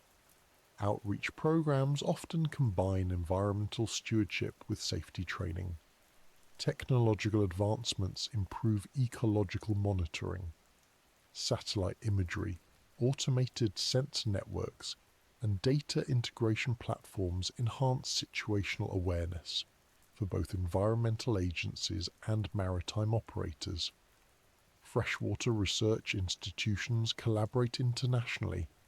Findings from the Great Lakes inform freshwater management worldwide. Safety insights derived from these studies benefit other large lake regions. Economic activity remains closely tied to ecological conditions. Fishing industries, tourism, shipping, and environmental conservation efforts all depend on maintaining healthy freshwater systems. Personal preparation remains the most direct safety factor. Flotation devices, weather awareness, communication equipment, and route planning account for ecological realities effectively. Understanding freshwater ecological conditions ultimately reinforces a broader pattern. Small physical differences influence survival, navigation, and rescue outcomes more than many people realize. Awareness of those differences supports better preparation without requiring dramatic lifestyle changes. And once the ecological dimension becomes clearer, another human-centered aspect naturally follows. Perception, memory, and psychological interpretation of time spent on the water influence how people judge risk, respond to changing conditions, and recall past experiences. That psychological layer adds further depth to understanding how individuals interact with these expansive freshwater environments. As ecological conditions start to make sense in practical terms, another layer naturally comes into view, and that layer involves how people interpret the environment around them rather than the environment itself. The Great Lakes do not usually look intimidating in the same way oceans often do. There are no tides rising dramatically along beaches, no obvious salt smell in the air, no constant surf noise suggesting power. Instead, many shorelines look calm, familiar, even domestic. Houses, parks, marinas, and walking paths often sit right next to the water. That visual familiarity shapes psychological perception in ways that influence behavior, preparation, and sometimes risk assessment. One of the strongest influences is simple categorization. People grow up learning that oceans are large, powerful, and potentially dangerous. Lakes are usually presented as recreational spaces. Swimming lessons, fishing trips, summer camps, and holiday cabins reinforce this idea. When a body of water carries the label lake, many people subconsciously assign it a lower risk category, even when its physical characteristics match those of a small sea. The Great Lakes fall directly into that psychological gap. Visual scale can be deceptive as well. From many shoreline locations, the opposite shore is not visible, yet the environment still feels enclosed because maps, local knowledge, and cultural framing all emphasize that it is a lake. This combination allows the brain to register vast open water while still maintaining a sense of containment. That containment perception tends to reduce perceived urgency around safety precautions. Routine exposure strengthens this effect. Residents living near these lakes often see them daily. Morning commutes pass along shorelines. Weekend walks include waterfront views. Recreational outings become normal social activities. Repetition reduces novelty, and reduced novelty lowers perceived risk. This process happens gradually and without conscious intention. Memory also plays a role. People tend to remember calm, pleasant experiences more vividly than routine precautionary measures. A successful day of boating in mild weather reinforces confidence. Safety steps taken during that outing may fade from memory faster than the enjoyment itself. Over time, positive experiences accumulate while precautionary behaviours become background habits that sometimes get skipped. Social reinforcement contributes further. When friends, family members, or community groups treat lake activity casually, individuals often align with that collective attitude. Safety equipment may still be present, but visible emphasis decreases. Cultural norms develop around acceptable preparation levels, and those norms can drift toward convenience rather than caution. Environmental aesthetics influence perception too. Clear fresh water, sandy beaches, tree-lined shores, and relatively gentle wave sounds create a welcoming atmosphere. People associate these sensory cues with relaxation. Harsh ocean imagery, by contrast, often includes crashing surf, salt spray, and rugged coastlines. Sensory differences shape emotional responses before rational analysis even begins. Distance perception across water tends to be unreliable. Landmarks appear closer than they actually are due to lack of intermediate reference points. Someone looking across open lake water may assume shore is reachable quickly, even when conditions would make that return difficult. This visual compression contributes to underestimation of travel time and exposure duration. Weather perception follows a similar pattern. Calm mornings frequently occur on the Great Lakes, particularly in summer. These calm starts can create expectations of stable conditions. When weather changes later in the day, it may feel unexpected, even though forecast indicated potential shifts. Experience with smaller lakes reinforces the expectation that calm conditions persist longer. Another psychological factor involves control illusion. Familiar environments give people a sense of mastery. Knowing local marinas, recognizing shoreline landmarks, or having completed similar trips before creates confidence. That confidence can be helpful, but it sometimes reduces attention to changing variables such as wind direction, water temperature, or visibility trends. Technological reassurance adds another dimension. Navigation apps, weather notifications, and communication devices provide valuable information. Regular use builds trust. However, reliance on technology can create a sense that unexpected problems will always be manageable because information is readily available. When devices fail or signals weaken, adjustment can be slower than expected. Recreational framing of lake environments influences risk tolerance. Activities like swimming, paddleboarding, sailing, and fishing are marketed as relaxing pastimes. That framing encourages participation, which is positive, but it sometimes downplays environmental variability. Balanced messaging that includes both enjoyment and preparedness tends to produce safer outcomes. Childhood experience strongly shapes adult perception. Many people first encounter lakes during family vacations or camp programs focused on fun rather than hazard awareness. Those early associations persist. Even later education about large lake risks may not fully override those early emotional connections. Language itself contributes. Terms like beach day, lake house, or dock time emphasize leisure. Rarely do everyday conversations refer to these waters as inland seas, even though physically that description often fits better. Terminology subtly guides expectations. Media representation also plays a role. News coverage of ocean storms receives significant attention. Great Lakes weather events receive less international coverage, even when severe. Reduced visibility in media reinforces the perception that lake hazards are less significant. Cognitive bias, known as optimism bias, often appears in recreational settings. People acknowledge general risk but believe negative outcomes are unlikely for them personally. This bias affects decisions about life jacket use, weather monitoring, and distance planning. Time perception interacts with risk perception. When people feel relaxed, time often seems to pass quickly. A short outing may extend longer than planned without conscious notice. Reduced attention to time can influence fuel consumption, daylight availability, and weather exposure. Familiar sounds also shape comfort levels.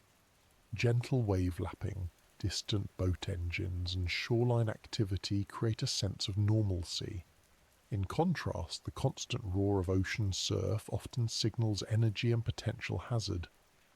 Acoustic cues therefore influence emotional interpretation. Community education programs increasingly address psychological perception directly. Rather than focusing only on technical safety information, they emphasize awareness of how familiarity shapes decision-making. Understanding cognitive patterns helps individuals maintain balanced caution. Maritime professionals working regularly on these lakes often develop a different psychological relationship. Experience with storms, cold exposure, and navigation challenges reinforces respect. Their attitudes sometimes contrast with casual recreational users, highlighting how direct experience shapes perception. Seasonal variation affects perception as well. Summer crowds reinforce the image of safe recreational space. Winter isolation or storm conditions remind residents of environmental power. Public messaging often shifts seasonally to maintain balanced awareness. Environmental signage near beaches and marinas has evolved to reflect psychological insights. Clear, direct language combined with visual symbols improves comprehension and retention. Messaging avoids alarmism while still conveying realistic risk. Technological tools now incorporate behavioral design elements. Weather apps highlight sudden change risks. Navigation systems display proximity alerts. These features aim to counteract complacency without overwhelming users.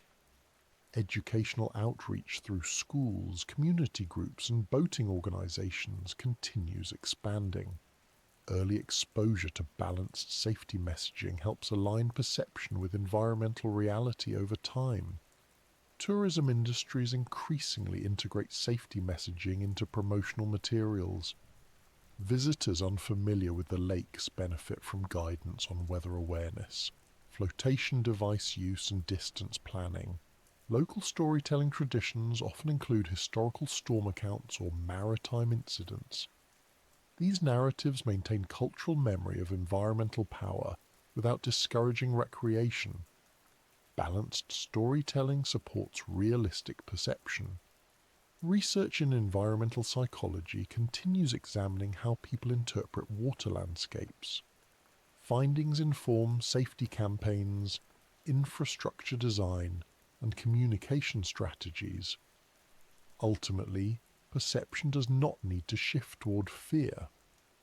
Respect combined with enjoyment creates sustainable interaction with these waters.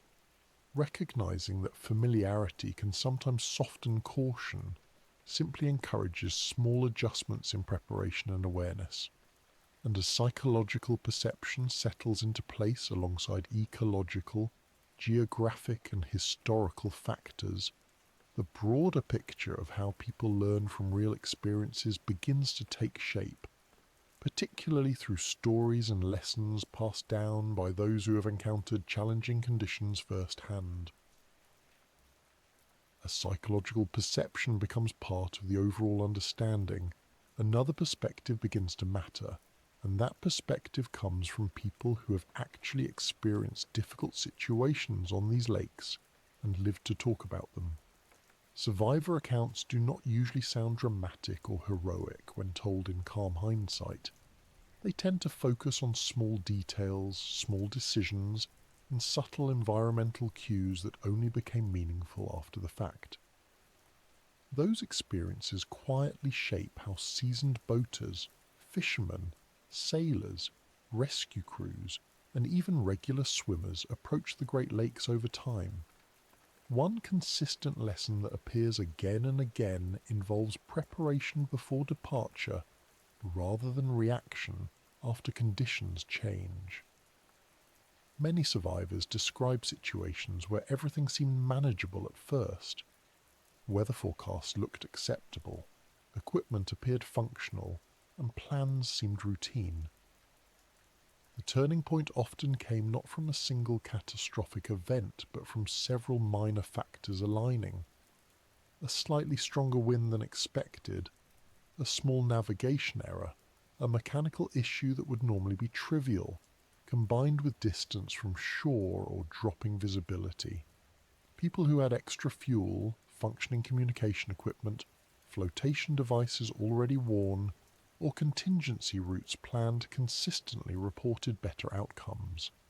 Weather awareness stands out as another recurring theme. Survivors often mention that they checked the forecast once but did not monitor updates continuously.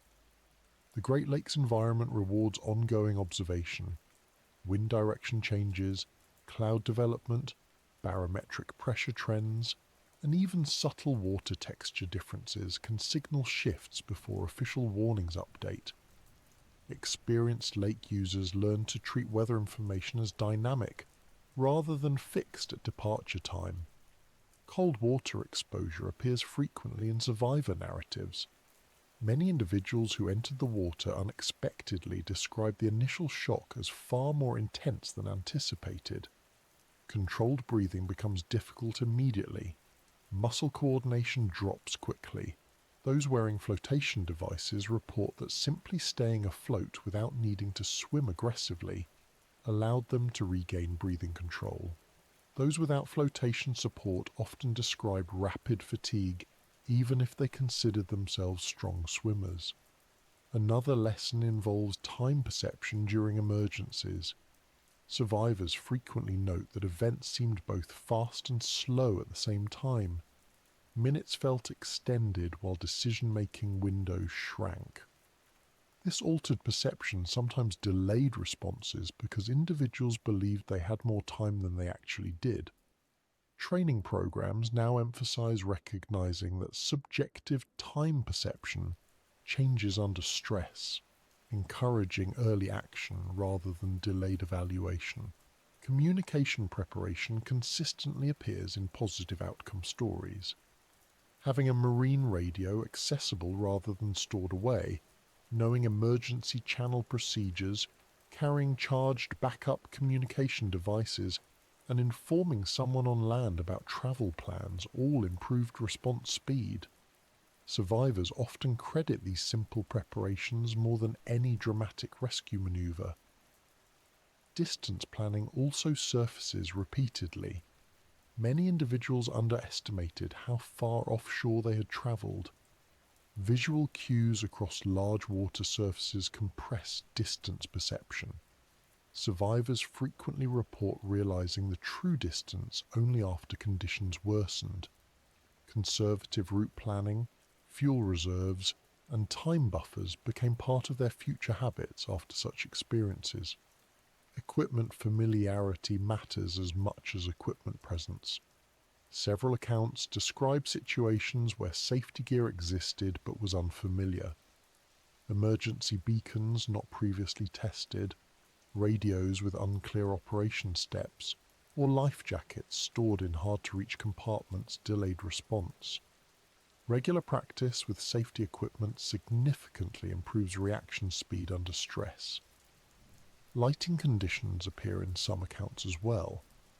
Late-day outings sometimes extended into dusk unexpectedly. Reduced visibility complicated navigation, especially when weather changed simultaneously.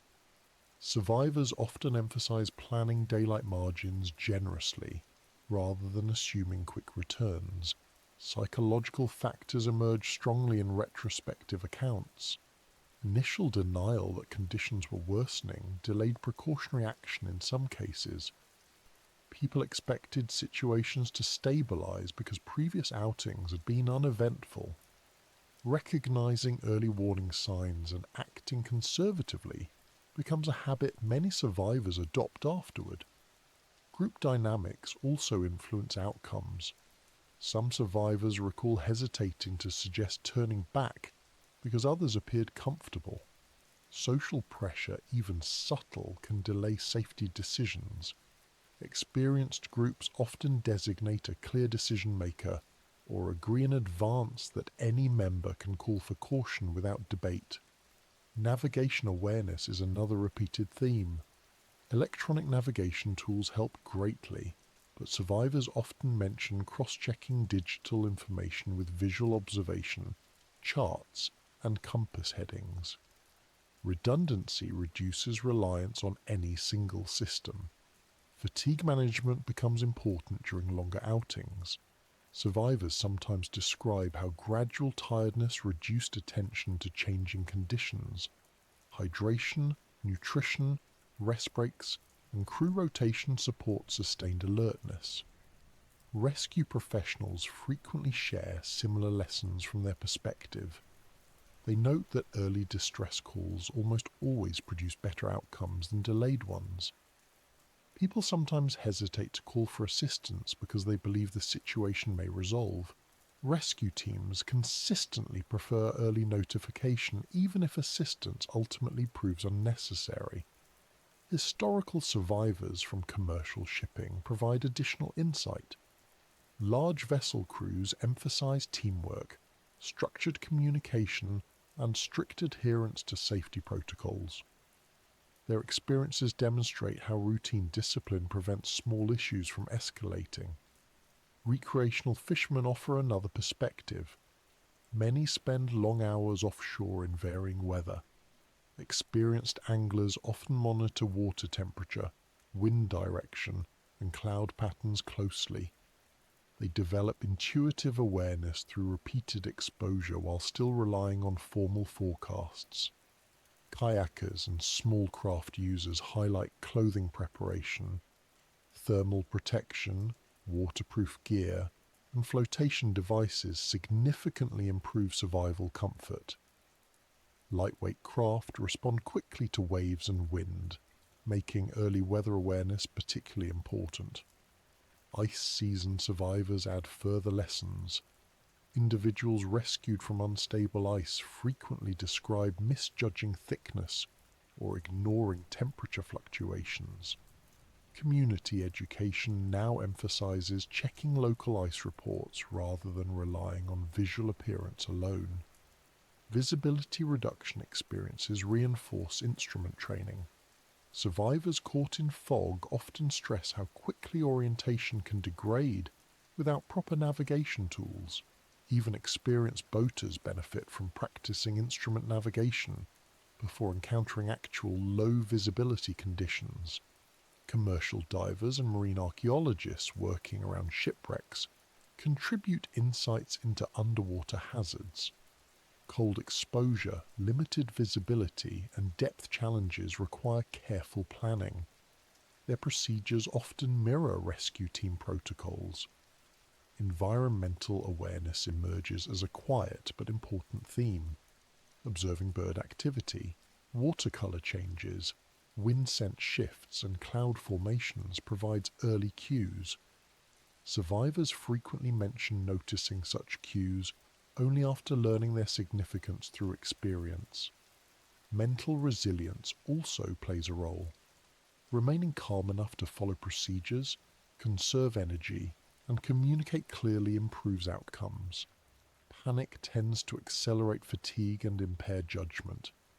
Training programs increasingly include stress management components. Technology adoption continues evolving based on survivor input. Personal locator beacons, automatic flotation devices, digital weather alert systems, and improved navigation software all reflect lessons learned from past incidents. Insurance data analysis contributes additional understanding. Patterns in claims reveal common risk factors. These findings inform safety recommendations, equipment standards, and educational outreach. Community storytelling preserves experiential knowledge. Informal conversations at marinas, fishing docks, sailing clubs, and coastal communities pass down practical advice. These narratives complement formal training. Educational institutions incorporate survivor accounts into safety curricula. Real-world examples illustrate how theoretical knowledge applies in practice. Students often retain lessons more effectively when tied to actual experiences. Tourism operators increasingly integrate safety briefings based on survivor insights. Charter boat passengers receive clear guidance on flotation devices, weather awareness, and communication protocols before departure. Environmental stewardship intersects with survivor lessons too. Clean waterways, maintained navigation aids, and well-managed shorelines support safer operation. Community involvement in conservation indirectly enhances safety. Cross-border cooperation benefits from shared experience. The United States and Canada jointly analyze incidents, coordinate rescue training, and update regulations based on accumulated knowledge. Climate variability introduces new considerations. Changing ice cover patterns, shifting storm timing, and water level fluctuations require adaptive safety practices. Survivor experiences help identify emerging trends early. Medical response teams also learn from survivor outcomes. Treatment protocols for cold shock, hypothermia, and immersion-related stress evolve based on case analysis. Rapid rewarming techniques and post-rescue care continue improving. Personal habits often change permanently after close calls. Survivors frequently adopt stricter safety routines, carry additional equipment, and share their experiences publicly to help others avoid similar situations. The overall pattern that emerges from these accounts is not dramatic heroism, but consistent practicality. Small precautions, steady awareness, and willingness to act early tend to produce safer outcomes. The lakes themselves remain unchanged, but human interaction with them evolves through accumulated experience. And once those lived lessons begin shaping how people approach these waters, the broader perspective naturally moves toward what it means to coexist with such powerful yet accessible environments, particularly how respect, preparation, and awareness allow continued enjoyment without unnecessary risk. As those first-hand lessons settle in, a broader perspective begins to form almost naturally. The Great Lakes are not simply scenic backdrops, recreational playgrounds, or transportation corridors. They are vast freshwater systems shaped by geology, climate, ecology, and human history. They do not demand fear, but they do reward respect. That distinction matters because fear often discourages engagement, while respect encourages preparation, awareness, and thoughtful interaction. One of the most consistent realizations people arrive at after spending time on these lakes is how easily calm conditions can coexist with underlying complexity. A still morning surface may hide cold depths, changing weather patterns, or distant wave development. Familiar shorelines may create comfort while distance quietly expands offshore. These contrasts do not make the lakes hostile. They simply remind anyone interacting with them that appearance does not always reflect full environmental reality. Respect often begins with information. Weather awareness remains one of the simplest yet most effective safety practices. Checking marine forecasts, monitoring updates during outings, and recognizing early visual cues allow decisions to happen before conditions deteriorate. Forecasting technology continues improving, but interpretation still benefits from human attention and local knowledge. Equipment preparation forms another practical layer. Flotation devices, communication tools, navigation aids, thermal clothing, and emergency supplies do not need to feel excessive. They function best when integrated into routine practice, rather than treated as optional extras. Many experienced lake users eventually reach a point where preparation feels automatic, not burdensome. Distance awareness plays an equally important role. Large water surfaces create visual illusions. Land can appear close while actually requiring significant travel time.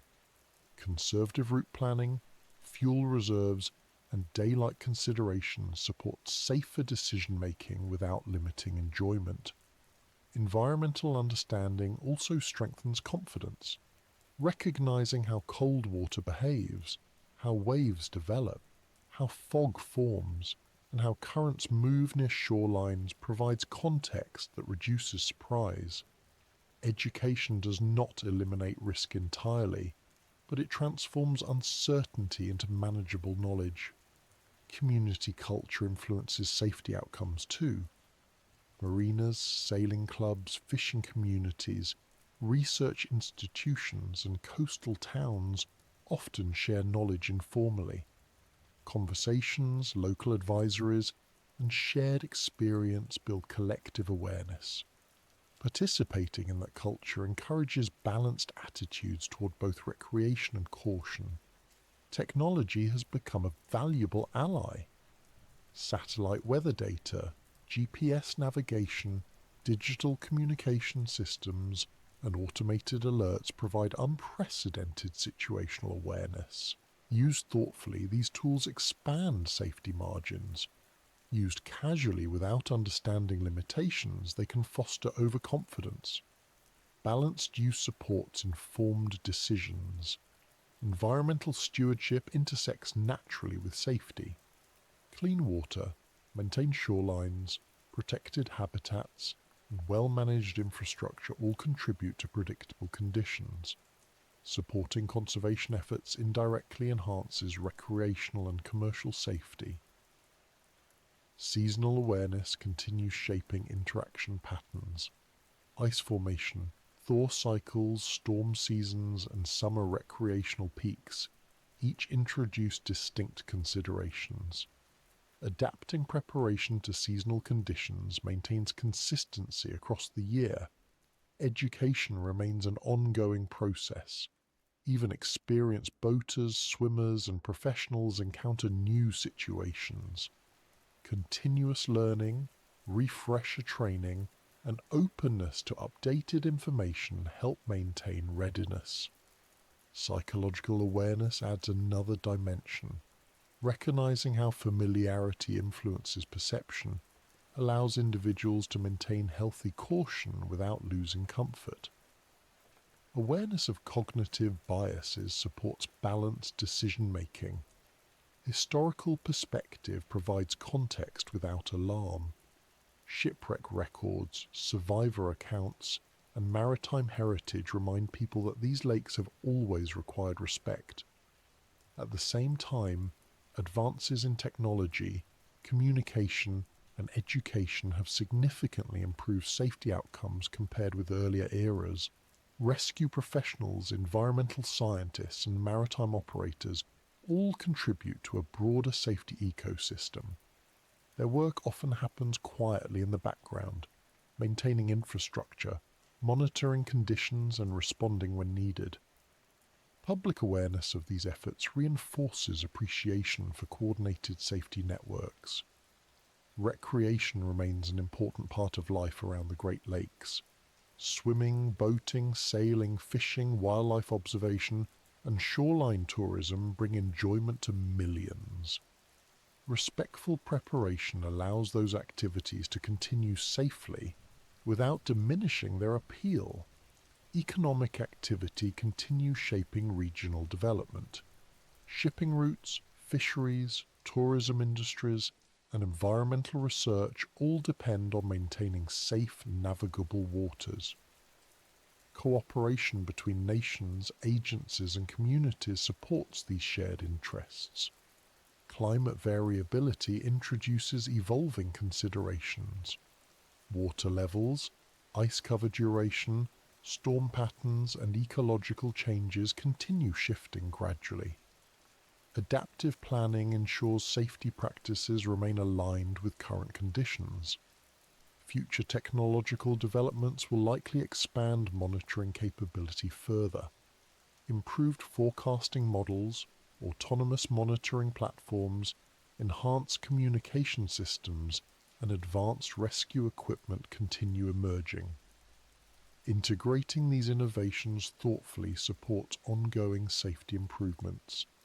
Public messaging increasingly emphasizes balance. Enjoy the lakes, explore responsibly, prepare consistently. That approach avoids alarm while maintaining realism. Personal experience ultimately shapes individual relationships with these waters. Some people sail regularly, others fish occasionally. Many simply enjoy shoreline views. Regardless of activity level, awareness of environmental dynamics enhances appreciation. Quiet respect tends to develop naturally over time. Not dramatic caution, not anxiety, simply consistent attentiveness. Checking conditions, wearing appropriate gear, planning routes carefully, and staying aware of surroundings become routine habits. And in that routine, something interesting often happens. The lakes remain beautiful, accessible and inviting, yet they are no longer underestimated. They become understood as inland seas with their own character, rhythms and requirements. If you have been listening while relaxing, travelling or winding down, that broader understanding hopefully settles comfortably rather than urgently. The goal is not to change how you feel about water, only to deepen awareness slightly. Life beyond scene has always been about looking at familiar things a little more carefully, noticing details that usually stay in the background. The Great Lakes fit that idea well. Vast, familiar, sometimes calm, occasionally demanding, always worth understanding. Wherever you are listening from, whether near water or far inland, the relationship between humans and natural environments follows similar patterns. Awareness improves safety, respect improves outcomes, preparation supports confidence, and with that gentle perspective in place, the quiet surface of freshwater starts to look less ordinary, not more threatening, just more fully understood, which often makes future encounters with it feel calmer, not more tense.